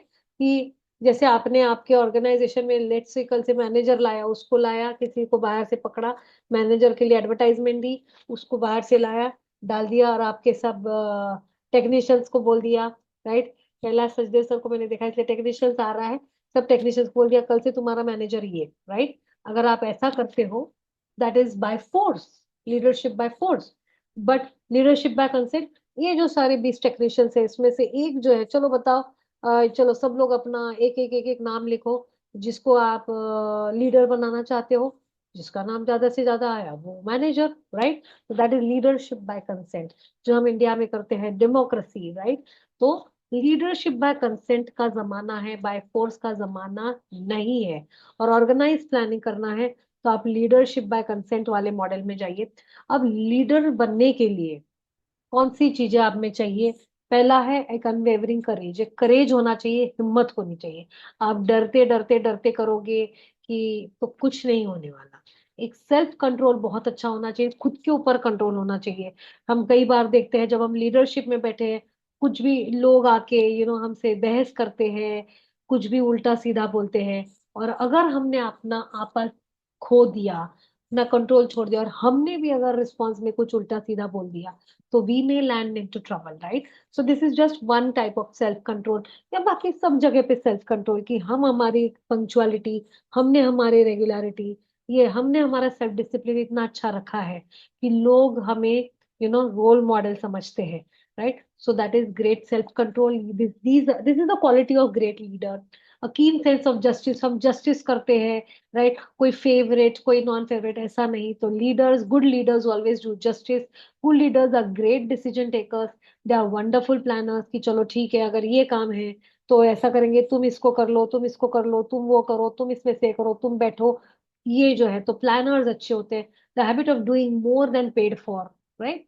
कि हमें क्लाइंट इतना पे कर रहा है और हमने इतना प्रॉमिस किया है, चलो दोस्त 2 कदम आगे जाके और कुछ इन्हें दे देते हैं, राइट। तो habit of doing more than being paid for. चलो हमें हमारे बॉस इतना पे कर रहे हैं इस काम के लिए, चलो 2 कदम और आगे जाए और हम थोड़ा सा एक्स्ट्रा भी हेल्प करें, चलो इनको इनके घर के कुछ कामों में हेल्प करें, right. So doing the habit of doing more than paid for. A pleasing personality, आप एक प्लीजिंग पर्सनालिटी होनी चाहिए. Not necessary that you should look good, right? It's not about looking good, but at least you should have a smile, right? एक smile है, आप एक energetic हो, enthusiastic हो, राइट? एक अच्छा रहन सहन का तरीका है. तो ऐसे लीडर्स को हर कोई पसंद करता है, right? And a sympathy and understanding, ऐसे लीडर्स जो फोर्स से काम नहीं करते, समझदारी से काम करते हैं. अच्छा ठीक है, तुमको ठीक ठीक नहीं है तबियत, ऐसा कर लेते हैं, ऐसा कर लेते हैं, ना सिंपथी है, अंडरस्टैंडिंग है. मास्टरी ऑफ डिटेल्स, कोई भी काम करो तो डिटेल में करो, ऐसे सुपरफिशियल काम नहीं है. Willingness to assume full responsibility, right? अगर आपके टीम मेंबर से भी कुछ गलती हुई है तो आप उसकी रिस्पॉन्सिबिलिटी लोगे, ना कि ब्लेम गेम्स में रहोगे. And most important is cooperation, right? तो आप जो है तो कोऑपरेट करने के लिए तैयार है. इसमें और एक पॉइंट था जो आगे है, कोऑपरेशन में जो पॉइंट्स थे उसमें ये भी था कि ये जो ग्रेट लीडर्स होते हैं ना, इन्हें किसी भी काम की शर्म नहीं होती, right? They are not like आप इन्हें झाड़ू पोछा करने के लिए बोल दो, they will not be ashamed of that. That is the attribute of a trait of a great leader, right? तो वो हमेशा कोऑपरेशन में चलते हैं, ना कि ये एटीट्यूड में कि भाई मैं तो बॉस हूँ, मैं तो मैनेजर हूँ, मैं क्यों ये काम करूँ. No. So great leaders have these 11 attributes. तो अब हम जो देख रहे थे, we were seeing this, one second. Organise planning कैसे किया जाता है हमने देखा. इसमें लोगों के साथ चलना पड़ेगा, right? When you work alone you go fast, but when you go together you go far, right? तो हमें फार जाना है तो हमें साथ में जाना पड़ेगा. ये हमने देखा. फिर लीडरशिप की क्वालिटीज देखी. फिर अभी हमें जो प्लान करना है तो क्या होना चाहिए. तो सबसे इम्पोर्टेंट है कि हम एक मास्टर माइंड ग्रुप ढूंढना चाहिए, राइट? एक मास्टर माइंड के आप एक हिस्सा होना चाहिए. अगर है ऐसा कोई रेडीमेड बना बनाया मास्टरमाइंड तो बहुत अच्छा. अगर नहीं है तो ढूंढो, बनाओ, राइट? तो और मास्टरमाइंड के लिए जरूरी नहीं कि 20 25 200 लोग हो. 1+1 2 भी हो सकता है, 1+2 3 भी हो सकता है, राइट? तो कौन है ये लोग जो आपके मास्टरमाइंड ग्रुप में है? Before assembling the group, what is you can offer each of the members in return for their work. इन लोगों को साथ में लाने से पहले आपको ये सोचना है कि चलो इनसे मैं फायदा करके लूंगी. पर लेट्स अभी पैथोलॉजी, राइट? पैथोलॉजी में मैं बहुत बड़ा काम करना चाहती हूँ. तो मैं क्या करूंगी कि जो बड़े पैथोलॉजिस्ट है औरंगाबाद के, राइट, वो दो पैथोलॉजिस्ट के साथ मैं बोलूंगी कि can we have a mastermind group, और मैं आपको बदले में ये दूंगी, राइट? मैं आपको बदले में ये दूंगी, मेरा आपको ये फायदा होगा. ये आपको क्लैरिटी रखनी चाहिए, राइट? एंड उनका तो अपने को फायदा होने ही वाला है. Meet with the group at least twice a week और more if possible until a solid plan is been created. फिर आप जो है एक सॉलिड प्लान बनाएंगे, दिन हफ्ते में 2 या उससे ज्यादा बार मिलेंगे. Maintain good relation between you and the group at all the time. ये नहीं कि सिर्फ लेने का काम है, बीच ही में जेलसी हो जाती है, बीच ही में आप कुछ हिडन एजेंडा रखते हो, कुछ अपना सीक्रेट रखते हो. ये नहीं. एकदम जनरस, चाहे सामने से वो हो ना हो, आप जनरस रहोगे तो सामने वाला भी जनरस रहेगा, right? If your plans fail, go back to the drawing board and keep trying until the plan works. तो हम ये देख रहे हैं कि हमने जो डिजायर रखा था, राइट, फिर हमने फेथ रखा, फिर हमने creative and synthetic imagination use किया, हमने स्पेसिफाइड नॉलेज यूज किया, और अब हम जब प्लान बना रहे हैं तो हमको पता है कि हमको बहुत सारे लोगों की जरूरत है. और हमको ये भी पता है कि हमको कुछ ऐसे लोगों की भी जरूरत है जो हमारे साथ जो है, जो हमें मोटिवेट करेंगे, जिनसे हमें नॉलेज मिलेगा, राइट? ये हम कर रहे हैं. बट सपोज ये सब करने के बावजूद अगर प्लान फेल होता है तो go back to square one, फिर से प्लान करो. Go back to square one, फिर से प्लान करो. But don't give up. नहीं यार, पैथोलॉजी लैब चलानी ही नहीं है, इसमें मैंने कितनी बार ट्राई किया, फेल हुई. नो. 10,000 बार थॉमस एडिसन ने इलेक्ट्रिक बल्ब बनाना चाहा, तब कहीं 10,001 बार जो है उनका प्लान सक्सेसफुल हुआ. तो हमारे 2 4 5 10 फेल्यूर्स से क्यों ही रुकना, राइट? थॉमस, तो ये जो है थॉमस एडिसन का यहाँ पे भी एग्जाम्पल दिया है. To plan intelligently is the key to securing your fortune. So planning बहुत important है, right? We come to the next and that is decision, the mastery of procrastination. बहुत सारे लोग, ऑलमोस्ट 25,000 लोगों का इंटरव्यू लिया गया और ये पता चला कि 25,000 लोग जो अपने विशेस फुलफिल नहीं कर पा रहे, कहीं तो भी पॉवर्टी में है, वो इस वजह से क्योंकि उन्हें एक आदत है, वो है प्रोक्रेस्टिनेशन की। पिछली बार जिन्होंने अटेंड किया सेशन, उन्हें पता है वो सेशन ही पूरा प्रोक्रेस्टिनेशन पे था। ईट दैट फ्रॉग, मतलब जो हम रोज हमेशा नहीं, आज नहीं कल, कल नहीं परसों वाला जो काम है, जो चाल ढकल हम बोलते हैं, वो जो करते हैं, उसी वजह से हम सक्सेसफुल नहीं है। राइट, यहाँ पे भी वही है कि डिसीजन का ऑपोजिट है प्रोक्रेस्टिनेशन, कि नहीं आज नहीं डिसीजन लेता, कल बताता हूँ तुम, राइट, शाम को बताऊंगा, थोड़ा रुको, कभी थोड़े दिन से बताऊंगा। ये जो है, ये आदत 25,000 लोगों को चेक किया गया और देखा गया कि ये 25,000 लोगों में से मैक्सिमम लोग इसलिए फेल हो रहे हैं क्योंकि डिसीजन ही नहीं लेते, आज का कल, कल का परसों में डालते रहते हैं। राइट, तो जो सक्सेसफुल पीपल है, इसका मतलब क्या कर रहे हैं, फास्ट डिसीजन लेते हैं, और जब डिसीजन लेते हैं उसको रोकते नहीं, और रोकना भी है तो इतना इजीली नहीं, स्विच करते, उसको स्विच ऑफ इतना इजीली नहीं करते। Those who struggle to make a decision are often easily persuaded by the opinions of others, right? So that is just give me some time.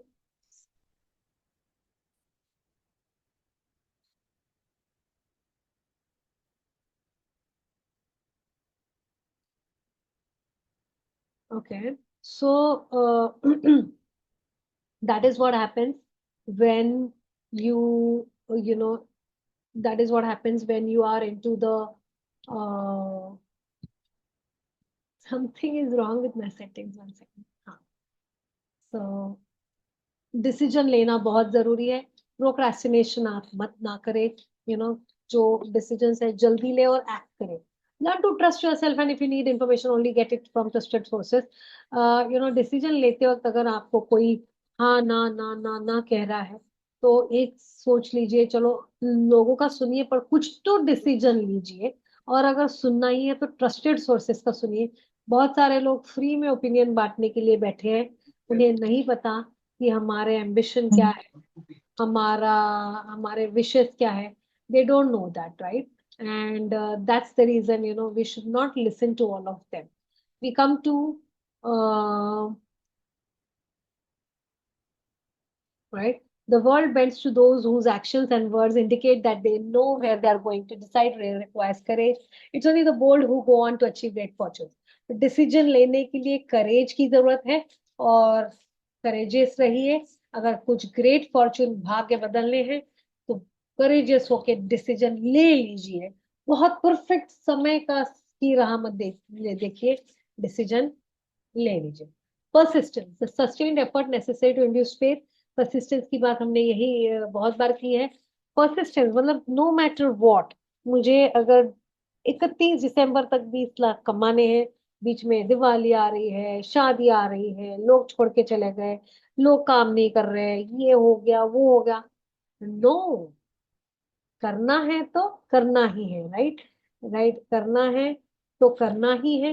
Persistence is built upon will power, right, persistence है जो है, तो ये will power के साथ है कि no matter what, मैं 31 दिसंबर तक ये मैंने डिसाइड किया है तो मैं करूंगी ही। ये विल पावर के साथ ही परसिस्टेंस जो आता है, परसिस्टेंस आप जब अगर पिक्चर देखेंगे तो पता चलेगा कि देखो कितना डिफिकल्ट है उस लड़की के लिए इतना बड़ा ढो के लेके जाना। But right, Kailash ji is Dr. Kailash sir is writing in the comments. Thank you sir for that. Nice comments, very encouraging. So देखिए ये बच्ची जो है कितना परसिस्टेंस जो है, कितना बड़ा ढो रही है पर उसने छोड़ा नहीं, वो छोड़ नहीं रही है, इसको बोलते हैं परसिस्टेंस, राइट। तो बहुत सारे लोग जो जब बहुत है चैलेंजेस आने लगते हैं तो छोड़ देते हैं, राइट, उस धागे को छोड़ देते हैं और सोचते ये मेरे लिए था ही नहीं, चलो दूसरा कुछ ट्राई करेंगे, एक्सेट्रा एक्सेट्रा। बट परसिस्टेंट लोग जो होते हैं, जिनका विल पावर एकदम जबरदस्त है, वो कभी भी अपना जो है पीछा नहीं छोड़ते अपने डिजायर्स का, राइट? सो बहुत कॉन्सेंट्रेटेड एफर्ट्स वो रखते हैं. The eighth stage, think and grow rich action plan to cultivate persistence. So yes, we have one more framework. दोस्तों ये फ्रेमवर्क्स ही होते हैं जो आपको बहुत ऊंचाई तक लेके जाते हैं. अब पर्सिस्टेंट बनने के लिए, एक स्ट्रॉन्ग स्ट्रॉन्ग स्ट्रगलर बनने के लिए, राइट, हमें कौन से 8 चीजें करनी है, उसका फ्रेमवर्क है. Number 1, definiteness of purpose. वही intense desire, clear desire, right, एक क्लियर गोल, मतलब डेफिनेटनेस ऑफ पर्पस. फिर डिजायर, ऑब्सेशन, मैंने बोला बर्निंग डिजायर की ये करना ही है. सेल्फ रिलायंस, बिलीफ की यस आई बिलीव ये मैं करके रहूंगी. Definiteness of plans, organize thorough plans guide you forward, right, कि एक जो है मतलब क्लियर प्लान्स है मेरे, और मैं उस प्लान्स के हिसाब से ही चल रही हूँ. एंड देन एक्यूरेट नॉलेज, मैंने अपना एक स्पेसिफिक नॉलेज अपने डोमेन से रिलेटेड मैं हासिल कर रही हूँ. लोगों को, मास्टरमाइंड के जो लोग हैं या मेरे टीम है, उनके कोऑपरेशन के साथ मैं जा रही हूँ. ये नहीं है मेरा कोई ईगो नहीं है, मुझे कोई एटीट्यूड नहीं है, राइट. साक्षी योग प्रेम जी, आपसे कुछ स्क्रिबलिंग हो रहा है, please don't do that. And habit, कुछ मैंने हैबिट्स अपने आप को लगा लिए हैं. परसिस्टेंस का हैबिट, रोज के मेरे रीडिंग का हैबिट, जो मेरा मैंने लिखा हुआ है मेरे स्टेटमेंट, उसको पढ़ने का हैबिट, मेरे 30 मिनट के मेडिटेशन का हैबिट, मेरे 10 मिनट के सेल्फ कॉन्फिडेंस के बढ़ाने का हैबिट. ऐसे कुछ हैबिट्स मैंने लगा के रखी है. और एक विल पावर, कि चाहे जो भी हो जाए मैं ये करके रहूंगी, ये विल पावर. ये जो सारे 8 चीजें हैं, ये वो फ्रेमवर्क है जो आपको परसिस्टेंट बनने के लिए प्रेरित करती है. We come to the 10th, and that is the power of the mastermind.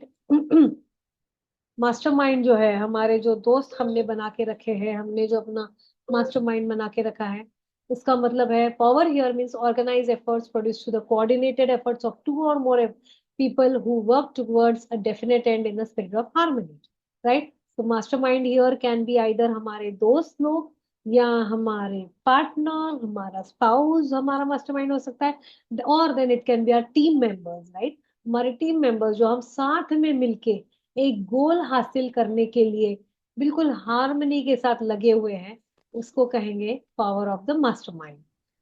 3 ways of accumulating power via knowledge are, right, knowledge जब मिलेगा हमें, उसके थ्रू हमें पावर मिलेगा. और ये नॉलेज कहाँ से आता है? Infinite intelligence, right. वो जो कुछ क्रिएटिव इंटेलिजेंस जो है, जो हमें कभी पता ही नहीं था, पर सडनली ऐसी कुछ आइडियाज आई कि वो जो है वो हमें क्रिएटिव इंटेलिजेंस से आती है. एक्यूमुलेटेड एक्सपीरियंस, कि मैं इतने साल से अपना रिक्रूटमेंट कर रही हूँ, तो मुझे पता है कि मुझे 200 क्लाइंट्स को अगर हेल्प करना है, सर्व करना है अगले 2 महीनों में, तो मुझे क्या करना पड़ेगा. मुझे एक्सपीरियंस भी है, वो नॉलेज वहां से आ रहा है. Experiment and research, right. और चलो कुछ एक्सपेरिमेंट्स करते हैं कि इसने कुछ एक्सपेरिमेंट किया, वो मैं कॉपी करती हूँ, उसका कुछ रिसर्च उसको कॉपी करती हूँ, राइट. तो अपना मेरा एक्सपीरियंस, लोगों के एक्सपेरिमेंट्स, उनका रिसर्च, और एक कुछ अलग आइडियाज जो मुझे, क्रिएटिव आइडियाज जो मेरे मेडिटेशन में मुझे समझ में आते हैं, इन सबको यूज करके मैं जो है अपना पावर, जो एक ड्राइविंग फोर्स बनाऊंगी और अपने गोल की तरफ बढ़ूंगी, right. The mystery of sex transmutation. This is something very interesting and something very strange. आप सोचो कि ये कहाँ से आ गया, ये तो हम सक्सेस और रिचनेस की बात कर रहे थे, और ये कहाँ से आ गया. दोस्तों देखिए, being a female, right, and on a public platform, it is very difficult, and especially when I'm sitting in India, right, for me to speak about this topic was very very uncomfortable, very very risky, right. Risky कि भाई लोग क्या सोचेंगे, आप कैसे समझाओगे. I was even being told by one of my well-wisher कि ये आप बोलोगे तो लोग क्या सोचेंगे, ma'am, we are sitting in India. But then I thought, मेरा काम है. Then I thought of 2 things. Number 1 is, boss, I am a doctor, right. तो डॉक्टर के साथ क्या छिपा हुआ है, राइट? डॉक्टर्स के लिए this is just one science, right? Number one. Number two, I thought, which is rather should be the first one, my job here is to give the summary of the book. I can't cut any chapter just because I'm uncomfortable, right? तो मैं तो बस यही कर रही हूँ, मैं अपना कुछ भी इसमें जोड़ नहीं रही हूँ, मैंने जो पढ़ा है आपको बता रही हूँ, राइट? तो इसीलिए इस किताब में वो आया तो मैंने यहाँ पे डाला है. Now understand how the mystery of sex transmutation, how this particular act of sex has some relatedness to the to your riches, right? To reach your riches. चलो देखते हैं. The word to transmute means to transform one element or form of energy into another. Hill argues that sex is our most primal and powerful drive. तो Napoleon Hill का कहना है कि जितने सारे इमोशंस हमारे हैं, rather he says sex as one of the positive emotion. तो ये जो पॉजिटिव इमोशंस हमारे हैं, हैप्पीनेस, एनलाइटनमेंट, एटसेट्रा एटसेट्रा, इसमें सेक्स वाला इमोशन बहुत ही ज्यादा पावरफुल है और बहुत ही ज्यादा प्राइमल मतलब बिल्कुल पूर्वजों से चलता आ रहा है, राइट? ये इमोशन जिसके अंदर बहुत स्ट्रांग है, राइट, उसके लिए गुड न्यूज है. There is a good news for those people. They can convert that emotion, they can transmute that emotion, that energy, that is for that sexual drive, from that energy to the energy of obsession of your desire to earn money, right? Of desire to earn money. How does he prove this? He proves this by saying कि उन्होंने फिर से बहुत research किया और research किया उन salesman का जो बहुत ही जो फेलियर है और जो बहुत सक्सेसफुल है. एक बहुत स्ट्रेंज उन्हें कनेक्शन दिखा बिटवीन दो salesman who are highly successful to their sexual drive, right? They were they were having a very strong sexual urge, and at the same time they were very wonderful salesmen. So what did they do? They converted that urge, that energy into the salesman's energy, right? And so they were successful, right? So if at all you have this drive, it is, try to convert it into this energy for reaching your goal. So strong is this desire that individuals often put their life and reputation on the line to indulge in it. Right? ये desire इतना strong होता है कि लोगों ने अपनी जिंदगी, अपनी फैमिली, अपनी रेपुटेशन दांव पे लगा दी है just to have the pleasure of having sex. Right? इतना ये strong है. When this sexual energy is redirected into other pursuits, it can have far more potent effect. While this takes a significant amount of willpower, he maintains that the effort is worth it. तो author का कहना है कि sexual energy को अगर हमें selling energy या will power में कन्वर्ट करना है to reach the goal, right, तो इसको बहुत स्ट्रॉन्ग विल पावर लगेगा. बट अगर हम उस विल पावर को आजमाएंगे तो वो एफर्ट वर्थ रहेगा. It is going to be worth, क्योंकि आप उस गोल तक, उस मुकाम तक easily पहुंच पाओगे, right?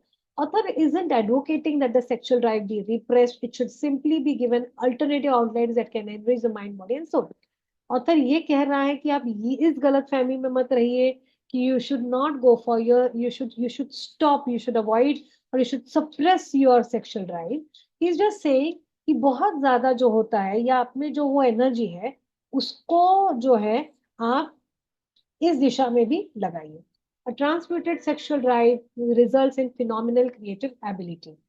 Again, one more thing that this author is saying, कि ये जो sexual drive होता है ये आपको क्रिएटिव इमेजिनेशन में हेल्प करता है, राइट? हमने अभी थोड़ी देर पहले देखा synthetic and creative imagination. Creative imagination मतलब कुछ तो अलग हटके ऐसे थॉट्स जो आपको बहुत स्पीड के साथ आपके गोल तक पहुंचा देंगे. जिन लोगों में ये ट्रांसमिटेशन हो जाता है, सेक्सुअल ड्राइव को वो कन्वर्ट करते हैं इस डिजायर में, उनके लिए क्रिएटिव इमेजिनेशन बहुत आसान हो जाता है, right? And then we come to the creative imagination is humankind's sixth sense. Creativity originates within us, but it isn't guided by us. All of the best artists become great because they are adept at listening to the still small voice that speaks from within. Right. तो six sense के बारे में कह रहे हैं, creative imagination की जो बात हम कर रहे हैं कंटिन्यूअसली, राइट, उसको सिक्स सेंस भी कहा जाता है, राइट। और सिक्स सेंस रिलेटेड एक चैप्टर आगे आने भी वाला है। सो that is all about sex transmutation. Now what are the 10 strong stimuli for mind, right? हमारा जो माइंड है इसको स्टिमुलस लगता है, इसको मोटिवेशन लगता है। and what is that stimulus? The stimulus is second, yes, the stimulus is again those 10 strong stimuli जो आपको मोटिवेट करता है आपके गोल्स तक पहुंचने के लिए। फर्स्ट फिर से the desire for sex expression, second is love, a burning desire, music, friendship, mastermind alliance, mutual suffering, auto suggestion, fear, narcotics and alcohol, right. तो ऐसे कौन सी चीजें हैं, चलो एक वन बाय वन देखते हैं। सेक्स एक्सप्रेशन हमने देख लिया, लव, राइट। अब देखिए लव के बहुत सारे तरीके, बहुत सारे प्रकार हैं। एक माँ और बेटे के बीच में, दो दोस्तों के बीच में, राइट, एक हस्बैंड वाइफ के बीच में, राइट, एक नेता, एक अच्छे नेता के अपने प्रजा के प्रति, एक राजा के अपने प्रजा के प्रति जो लव है। लव के बहुत सारे प्रकार हैं, पर कहने का मतलब ये है लव जो है ये एक बहुत पॉजिटिव स्टिमुलस है किसी के भी माइंड के लिए। और इसकी सबसे अच्छी बात क्या है पता है? लव जो है जैसे लाइक से अपने माता पिता का लव हमारे पे, राइट, वो जो लव होता है वो हमें इतना एनर्जी देता है, इतना कुछ पॉजिटिव करने के लिए प्रवृत्त करता है। अब हो सकता है कि आपकी माता, हमारी माता, चलो किसी किसी की माता हम कहेंगे, किसी XYZ पर्सन की माता ने उन्हें बहुत प्यार दिया और उस प्यार की वजह से उन्होंने उन्होंने बहुत अच्छा काम किया जिंदगी में, उन्हें हमेशा सिक्योर लगा, उन्हें हमेशा एक अच्छी फीलिंग में रहे वो। और एक दिन अनफॉर्चुनेटली उनकी माता चल बसी। What is the great thing about love, माता चल बसी फिर भी वो लव है, वो लव रहेगा, राइट। और वो लव जो पॉजिटिव इम्पैक्ट दे रहा था वो कंटिन्यूअस रहेगा। लव की ये ब्यूटी है, राइट, कि वो अगर देने वाला इंसान चला भी जाए, right, this is also true for the breakups, the great breakups, breakup भी हो जाते हैं। तो अगर उस इंसान ने अपने रिलेशनशिप में किसी को, उस दूसरे इंसान को लव दिया है और उसका पॉजिटिव इम्पैक्ट था, तो इट कैन रिमेन, राइट। ऐसा नहीं है कि ब्रेक हो गया तो वो लव भी ब्रेक हो गया और उसका इम्पैक्ट ब्रेक हो गया, impact remains. So that is there. Burning desire हमने देखा कैसे एक माइंड को स्टिमुलेट करता है कि मुझे हासिल करना है तो करना ही है बस, तो वो क्यों नहीं आपके माइंड को मोटिवेट करेगा। फ्रेंडशिप, म्यूजिक, हमने देखा है, देखिए there are times when I am down, और मैं वो सरफिरा जो गाना है चंदू चैंपियन का, मैंने इतनी बार सुना है उसको, इतनी बार सुना है, sometimes even when I am down इतनी बार सुनती हूँ, फिर उसको लग के मोटिवेशनल सॉन्ग आते हैं, आते आते आते आते I feel fresh, right. So music में बहुत पावरफुल ये होता है। मतलब एक्चुअली इट हैड हैपेंड कि मैं जब सरफिरा देखती थी गाना तो एकदम मोटिवेट हो जाती थी, चलो भाई करना है कुछ। या दूसरा गाना मेरा जो फेवरेट है दैट इज शाबासिया। तो जब मैं देखती हूँ वो विद्या बालन का जो सॉन्ग है शाबासिया, तो बहुत मोटिवेशन लगता है मुझे कि चलो यार मुझे भी ऐसे कुछ करना है, मैं भी कुछ कर सकती हूँ। Music has that power, right. Then friendship, एक फ्रेंड दूसरे फ्रेंड को मोटिवेट कर सकता है इतना ज्यादा, चलो यार करते हैं, चलो मैं करती हूँ, तुम्हें पता है ये आया है अपडेट, चलो। the friends keep helping each other very very, what we can say, genuinely, authentically, so that keeps you motivated, right? a mastermind alliance, जैसे हमने कहा कि चलो फ्रेंडशिप नहीं थी, हमने ढूंढ ढूंढ के पकड़ पकड़ के लाया, चलो एक मास्टरमाइंड बना, उसमें भी बहुत मोटिवेशन मिलता है। यहाँ बहुत सारे लोग हमारे थर्सडे मीटिंग में से हैं और हम हर थर्सडे को साथ में जुड़ते हैं, और कितना मोटिवेटेड लगता है उस मीटिंग के बाद, राइट। उसके बाद म्यूचुअल सफरिंग, यू नो कुछ सफरिंग में से गए, राइट, कुछ बहुत ही खराब दौर में से गए हम, और फिर लगा नहीं यार, बस हो गया अब ये, अब मुझे जिंदगी बदलनी है, that is a very strong stimulus for the mind. Auto suggestion, right, खुद को रोज repeated auto affirmation affirmation change हो जाते हैं। यस, फ्रेंड्स में जेलसी होती है, पर हम उनके फ्रेंड्स बोलेंगे ही नहीं, राइट। जब उस फ्रेंडशिप की हम बात कर रहे हैं जो प्योर है, राइट, जो प्योर है। और मैं आपको और एक बात बता दूं दोस्तों, very nice point, but friendship की जो बात है इसमें, लेट से हम दो फ्रेंड हैं और हम अपनी तरफ से अच्छा कर रहे हैं, और सामने वाला अपनी तरफ जेलस है, बट अगर हम अच्छा करते रहे मुन्ना भाई स्टाइल, क्या आप अच्छा ही करते रहो, कोई ना कोई दिन तो आएगा ना जब वो उनकी जेलसी कन्वर्ट हो जाएगा, बोलेगा यार, गिल्ट में जाएंगे वो, यार मैं कितना जेलसी रखती हूँ और ये तो मुझे देती ही जाती है। डेफिनेटली आपका प्यार, आपकी फ्रेंडशिप, आपकी ऑथेंटिसिटी उन्हें गिल्ट में डालेगी और उन्हें भी आपके जैसे बना देगी, उन्हें ट्रांसफॉर्म करेगी, राइट। Auto suggestion. और लास्ट के दो जो है, ये निगेटिव स्टिमुलस है, जिसके बारे में ऑथर कहता है कि दिस इज नॉट गुड। कि फियर में से, कि डर, कि मुझे डर है कि मैं अगर गरीब बन जाऊं तो मेरा क्या होगा, तो इस डर से अगर मुझे रिच बनना है, तो ये बहुत ज्यादा पावरफुल स्टिमुलस नहीं, स्ट्रॉन्ग तो है, पर not a very healthy way of becoming, for the mind, not a healthy way for the mind. And narcotics of alcohol तो गोज विदाउट सेइंग कि थोड़ा सा किक आपको मिलेगा। अब शराब पी के, हम देखते हैं शराब पी के कुछ लोग अच्छा परफॉर्म करते हैं, डांस करने से पहले शराब पी लेते हैं, भाषण देने से पहले शराब पी लेंगे, अरे पर कितने दिन, आखिर उसका एक निगेटिव इन्फ्लुएंस आपके शरीर पे हो ही रहा है। Is are unhealthy ways. But point यहाँ पे 10 स्ट्रॉन्ग स्टिमुलस के थे, तो हमने वो देखे। हम 12th चैप्टर की तरफ बढ़ रहे हैं, and that is the subconscious mind. फिर से इसको हमने कई बार देखा है कि the connecting link, it is the connecting link, while you connecting link between what, between your goals and your conscious mind. While you cannot control your subconscious mind, but you can still make it work on your specific plans, desires, or goals that you wish to achieve. The subconscious can only be voluntarily directed through the process of habit. As your subconscious functions 24/7, you must be wary of the types of negative thought patterns. तो in short, इसको ना पढ़ते हुए मैं आपको यही बता पाऊंगी, बताना चाहती हूँ कि सबकॉन्शियस माइंड जो है, इसमें आप अगर, जो हमने ये पॉइंट देख लिया ऑटो सजेशन में, कि सबकॉन्शियस माइंड में अगर हम कोई थॉट डाल देते हैं, चाहे पॉजिटिव हो या निगेटिव हो, राइट, वो चीज, उसकी हैबिट हमें बन जाती है और हमारा बिहेवियर चेंज हो जाता है। ये जो ये चीज अगर हमारे अंदर चली जाती है, तो ये हमारा सबकॉन्शियस माइंड हमको टाइमली अपॉर्चुनिटी बता देता है, यार ये तेरे लिए अपॉर्चुनिटी है, इसको ग्रैब कर, इसको छोड़ना मत। ये जो इंसान है ना, इससे कंटिन्यूअसली बात कर, ये तेरे लिए अपॉर्चुनिटी है। ये कैसे? क्योंकि सबकॉन्शियस माइंड आपको वो बता देता है, राइट। और यही सबकॉन्शियस माइंड आपको सही समय पे रोक भी देता है जहां धोखा है, तो यहाँ मत जाओ, ये गलत इंसान है, ये गलत अपॉर्चुनिटी है, ये जो लिंक है ना, इसको क्लिक करेगी तो कुछ होने वाला है।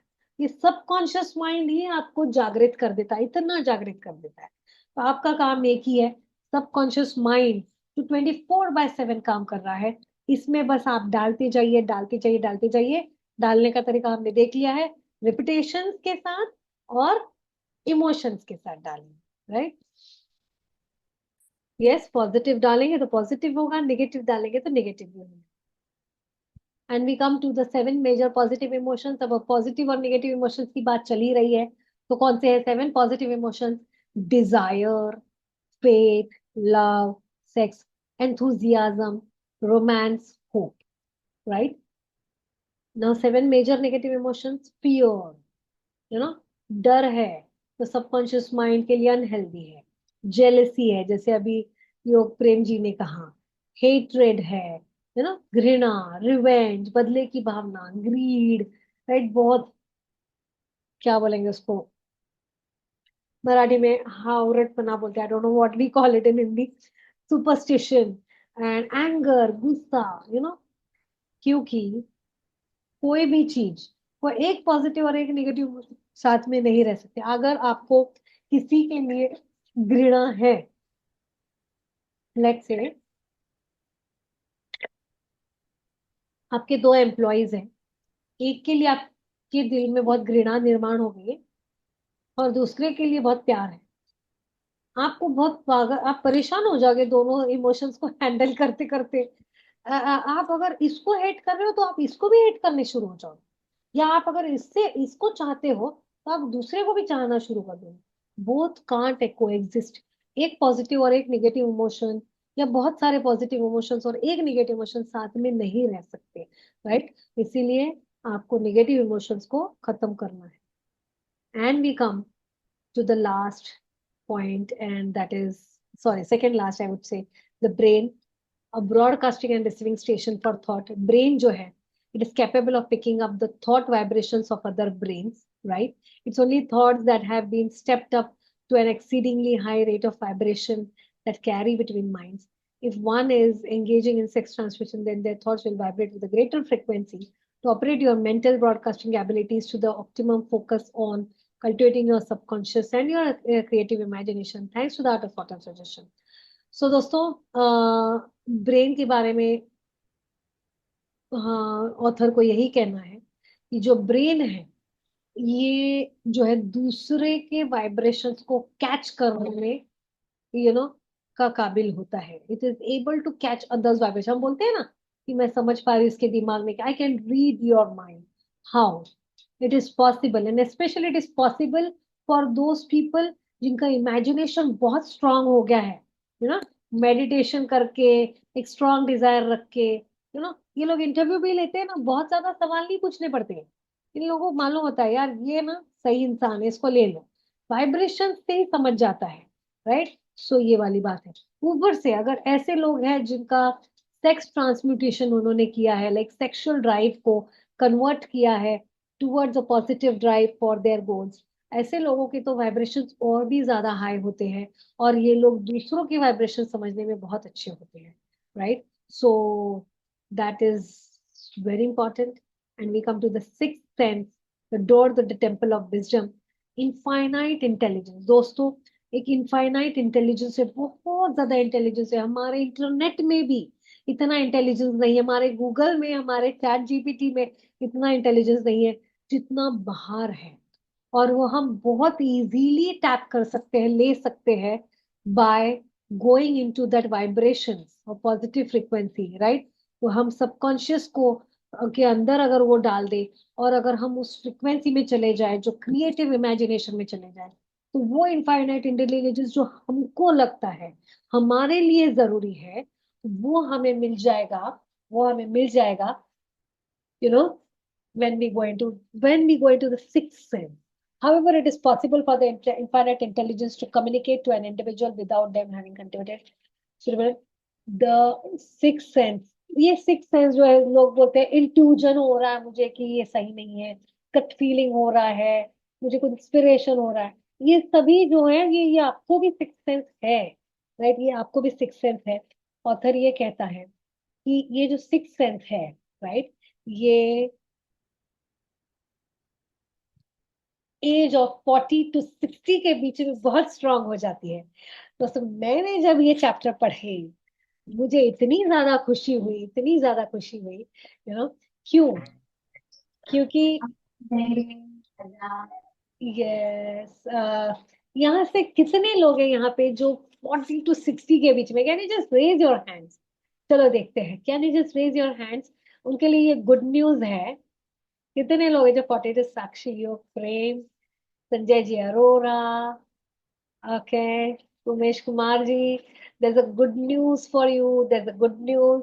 जैसे मेरे लिए भी थी, जब मुझे हमेशा लगता था कि यार I have become late in my life, तो 40 to 60 के बीच में ही रादर सारे ही जो मिलियनर्स बने, जिन्होंने हिस्ट्री बनाई, most of them, right, most of them, maximum of them were after the age of 40, were between the age of 40 to 60, right? ये क्यों क्यों होता है? इसका ये मतलब ये इसलिए होता है क्योंकि 35 के बाद में इन लोगों का सेक्स ट्रांसम्यूटेशन का जर्नी शुरू हो जाता है, राइट। इन द मीनवाइल ये अपना एक्सपीरियंस भी जोड़ लेते हैं, इनका स्पेसिफाइड नॉलेज भी बढ़ जाता है, राइट। अगर ऐसे लोगों ने अगर मेडिटेशन करके, सेल्फ एग्जामिनेशन करके, सीरियस थॉट देके अपने आप को और ज्यादा मजबूत बनाया है, फिर तो इनकी जर्नी और बेटर जल्दी हो जाती है, यू नो। सो इसीलिए जो कहते हैं सक्सेस का जो रेट है, रिच बनने का रेट जो है, ये 40s to 60s के बीच में बहुत ज्यादा हो, राइट। सो इसी के साथ एक बहुत ही इंटरेस्टिंग कहानी, फैक्ट मैं आपको बताना चाहूंगी about this author Napoleon Hill, कि नेपोलियन हिल को एक आदत थी, we are done with it, but ये जो आदत आप अगर नेपोलियन हिल की देखोगे, तो हो सकता है आपकी भी ऐसी मीटिंग्स शुरू हो जाए। सो था ऐसे कि नेपोलियन हिल, इन्होंने इनके कुछ 12 से 13 रोल मॉडल थे, जिसमें से एक था थॉमस एडिसन, एक थे हेनरी फोर्ड, कोई फिर कार्नेगी, जो वहां के जो मोस्ट रिच लोग थे, राइट, जो यूएसए के, अमेरिका से मोस्ट रिच लोग थे, ये नेपोलियन हिल के रोल मॉडल। नेपोलियन हिल ने क्या किया, इनके बारे में पूरा पढ़ लिया, अच्छे से पढ़ लिया, और रोज रात को ये आंखें बंद करके इनके साथ जो है एक मीटिंग करते थे, राइट। एक मीटिंग होती थी जिसको बोलते थे imaginary meeting of councillors, right. इनकी मीटिंग ऑफ काउंसिलर्स होती थी रोज रात, लिटरली ये चेयर पर्सन होते थे, इनके बगल में अब्राहम लिंकन, इधर थॉमस एडिसन, इधर यू नो डेल कार्नेगी, यहाँ पे हेनरी फोर्ड, ये सारे लोग इनके मीटिंग में आते थे, और ये बहुत बढ़िया चर्चा चलती थी यहाँ पे। लिटरली नेपोलियन हिल ने इसको एक नहीं, दो नहीं, तीन नहीं, 6-7 महीने तक इसको किया ना, कोई भी टॉपिक पे इनकी बात होती थी। बाद में फिर इनको लगा कि कुछ गलत तो नहीं कर रहा हूं मैं यार, ये क्यों कर रहा हूँ, और क्या है यार, ये गलत तो नहीं है। फिर इन्होंने ये किया कि इन्होंने फिर बीच में इसे रोक दिया, फिर इन्होंने फिर से इसको शुरू किया, फिर इनको पता चला कि मुझे कुछ प्रॉब्लम्स आ रहे हैं, जिसको मैं नहीं नहीं, इनके सपने में अब्राहम लिंकन आए, और उन्होंने कहा कि तुमने ये मीटिंग क्यों शुरू की है, क्यों बंद की है, एक्चुअली तुम अभी बहुत लेट हो रहे हो, तुम्हें इमीडिएटली अपना जो प्लान है इसको एग्जीक्यूट करना पड़ेगा, और तुम मीटिंग्स को शुरू कर दो। इनको समझा ही नहीं है आदमी सही में था या ड्रीम था, इन्होंने फिर से शुरू कर दिया, और उसके बाद जो है उन्हें इतने रिजल्ट आए, इतने रिजल्ट आए, उनको लाइफ में जब भी चैलेंजेस आते थे, ये बस अपनी आंखें बंद करते थे और अपनी मीटिंग शुरू कर देते थे, उस मीटिंग में इस चीज को रखते थे, और जैसे ही ये प्रॉब्लम उस मीटिंग में रखते थे, ये सारे एक्सपर्ट्स इनको सॉल्यूशंस देते, और ये यूं सॉल्यूशन में से बाहर आते।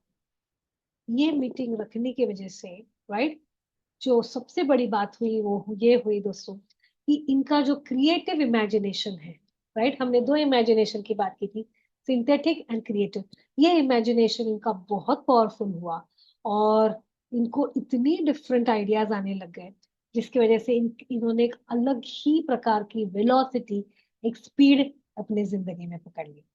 सो दोस्तों, इस प्रकार की मीटिंग आप भी अगर टाटा बिरला अंबानी के साथ रखे, राइट, तो आपके लिए भी, या आपके जो भी रोल मॉडल है उनके साथ रखे, तो आपके लिए भी it is not going to be very difficult to achieve your goals. तो दोस्तों, इसी के साथ जो है you know the presentation is ending. However, right, I was told last time, madam एक बार आप जो है रिवीजन ले लिया करो, सो एक क्विक रिवीजन, एक 1 मिनट रिवीजन हम लेंगे, right. Let me take a 1 minute revision of what have we seen, because again our intention is not कि बस भाई एक बुक समरी अटेंड कर ली, मजा आ गया, अच्छा टाइम स्पेंड हो गया, ये नहीं है। हमारा तो इंटेंशन है कि हमें इसे जिंदगी में उतारना है, right. So the quick summary is that everything starts with a thought, right. एक थॉट की मुझे रिच बनना है, इस ये थॉट काफी है आपको रिच बनाने के लिए, और फिर ये थॉट है, इसको एक ऑब्सेस्ड बर्निंग डिजायर के साथ जोड़ दो, उसके बाद उसके साथ फेथ डालो कि यस मैं करूंगा, ये होने वाला है, ये फेथ के साथ चलो।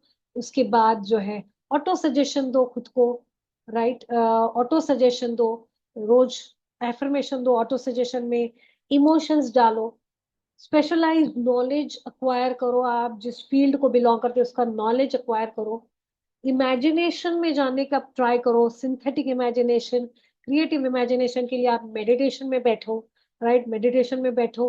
और हो सकता है आप ऐसी मीटिंग लो आपके रोल मॉडल्स के साथ रोज, और आप भी क्रिएटिव इमेजिनेशन में जा पाओगे। वो एक जगह है जहाँ से आपको एक अलग ही लेवल के थॉट्स आएंगे। उसके बाद एक प्लान बनाओ, ये सारा हो जाने के बाद आप प्लान बनाओ, राइट। और जब आप प्लान बनाओगे तो लीडरशिप में बहुत भरोसा रखो, कोऑपरेशन के साथ आगे चलो, टीम रहना चाहिए, राइट, टीम टीम वर्क रखो लिए, तो उससे ही आपका जो है प्लान सक्सेसफुल होगा, राइट। एक मास्टरमाइंड ग्रुप रखो जो आपको हमेशा मोटिवेटेड रखे, डिसीजन लेने में मास्टरी रखो, प्रोक्रेस्टिनेशन नहीं, फास्ट डिसीजन लो, और डिसीजन लेने के बाद इमीडिएटली इम्प्लीमेंटेशन करो। परसिस्टेंस, जब डिसाइड कर लिया तो उसको एकदम ठान लो और करते रहो जब तक आप मंजिल तक पहुंच नहीं जाते, राइट। और मास्टरमाइंड के साथ हफ्ते में 2 बार मिनिमम मिलो, या उससे ज्यादा बार भी मिल सकते हो। और साथ ही में कुछ नॉलेज अक्वायर करो, इनफाइनाइट इंटेलिजेंस से, एक्सपीरियंस से या रिसर्च से।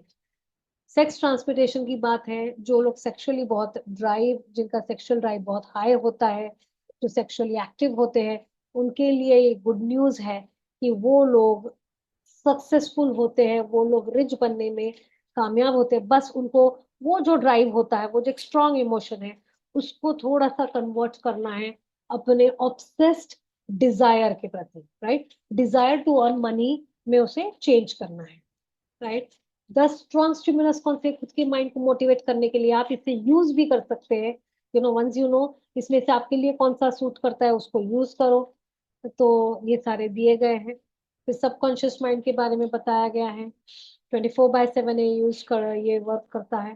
फिर पॉजिटिव इमोशंस, नेगेटिव इमोशंस के बारे में हमने देखा। पॉजिटिव इमोशंस को हमेशा आप रखिए, नेगेटिव इमोशन से दूर रखिए, दूर। कोई अगर कहता भी, I know of some people जो नेगेटिव मत बोलो, हमारे घर में नेगेटिव नहीं, ना हमारे घर में नेगेटिव नहीं, ऐसे लोग मैंने देखे हैं, which is such a wonderful thing, या कहीं नेगेटिव बात हो रही है उठ के चले जाते, right. This a great great habit. And brain के बारे में बोला है कि ब्रेन को ऐसा डेवलप करो, या ब्रेन ऐसा होता है कि दूसरे के ब्रेन में क्या चल रहा है वो समझ भी जाता है, और ये वाइब्रेशन समझ जाता है। This happens by six sense, right. Six sense जो जागृत हो जाता है, जो स्पेशली 40s के बाद, 40s के बाद ज्यादा जागृत हो जाता है। इस वजह से हम लोगों के वाइब्रेशन, लोगों की माइंड रीडिंग हम कर पाते हैं, राइट। सो दोस्तों, feedback is the breakfast of champions. Your feedback is highly important. इसके पहले भी जो आप लोगों ने फीडबैक दिए, they were motivating, they were also eye opening, right. मेरे लिए फीडबैक पीछे आए थे, और वो मैंने इम्प्लीमेंट किए, मैंने यूज किए, and that is the reason कुछ अलग लेवल पे हम गए हैं। कुछ फीडबैक मोटिवेट करते हैं कि चलो आप सही जा रहे हो मैम, चलने दीजिए। तो the forum is open for feedback. कौन अपना फीडबैक देना चाहता है? Please give the feedback. Is there anyone? Please unmute and give your feedback. Okay, Rahul Bhalirao ji कहते हैं thank you for this wonderful session, quite and helpful, insightful. Thank you again. Thank you, Rahul ji. Thank you so much.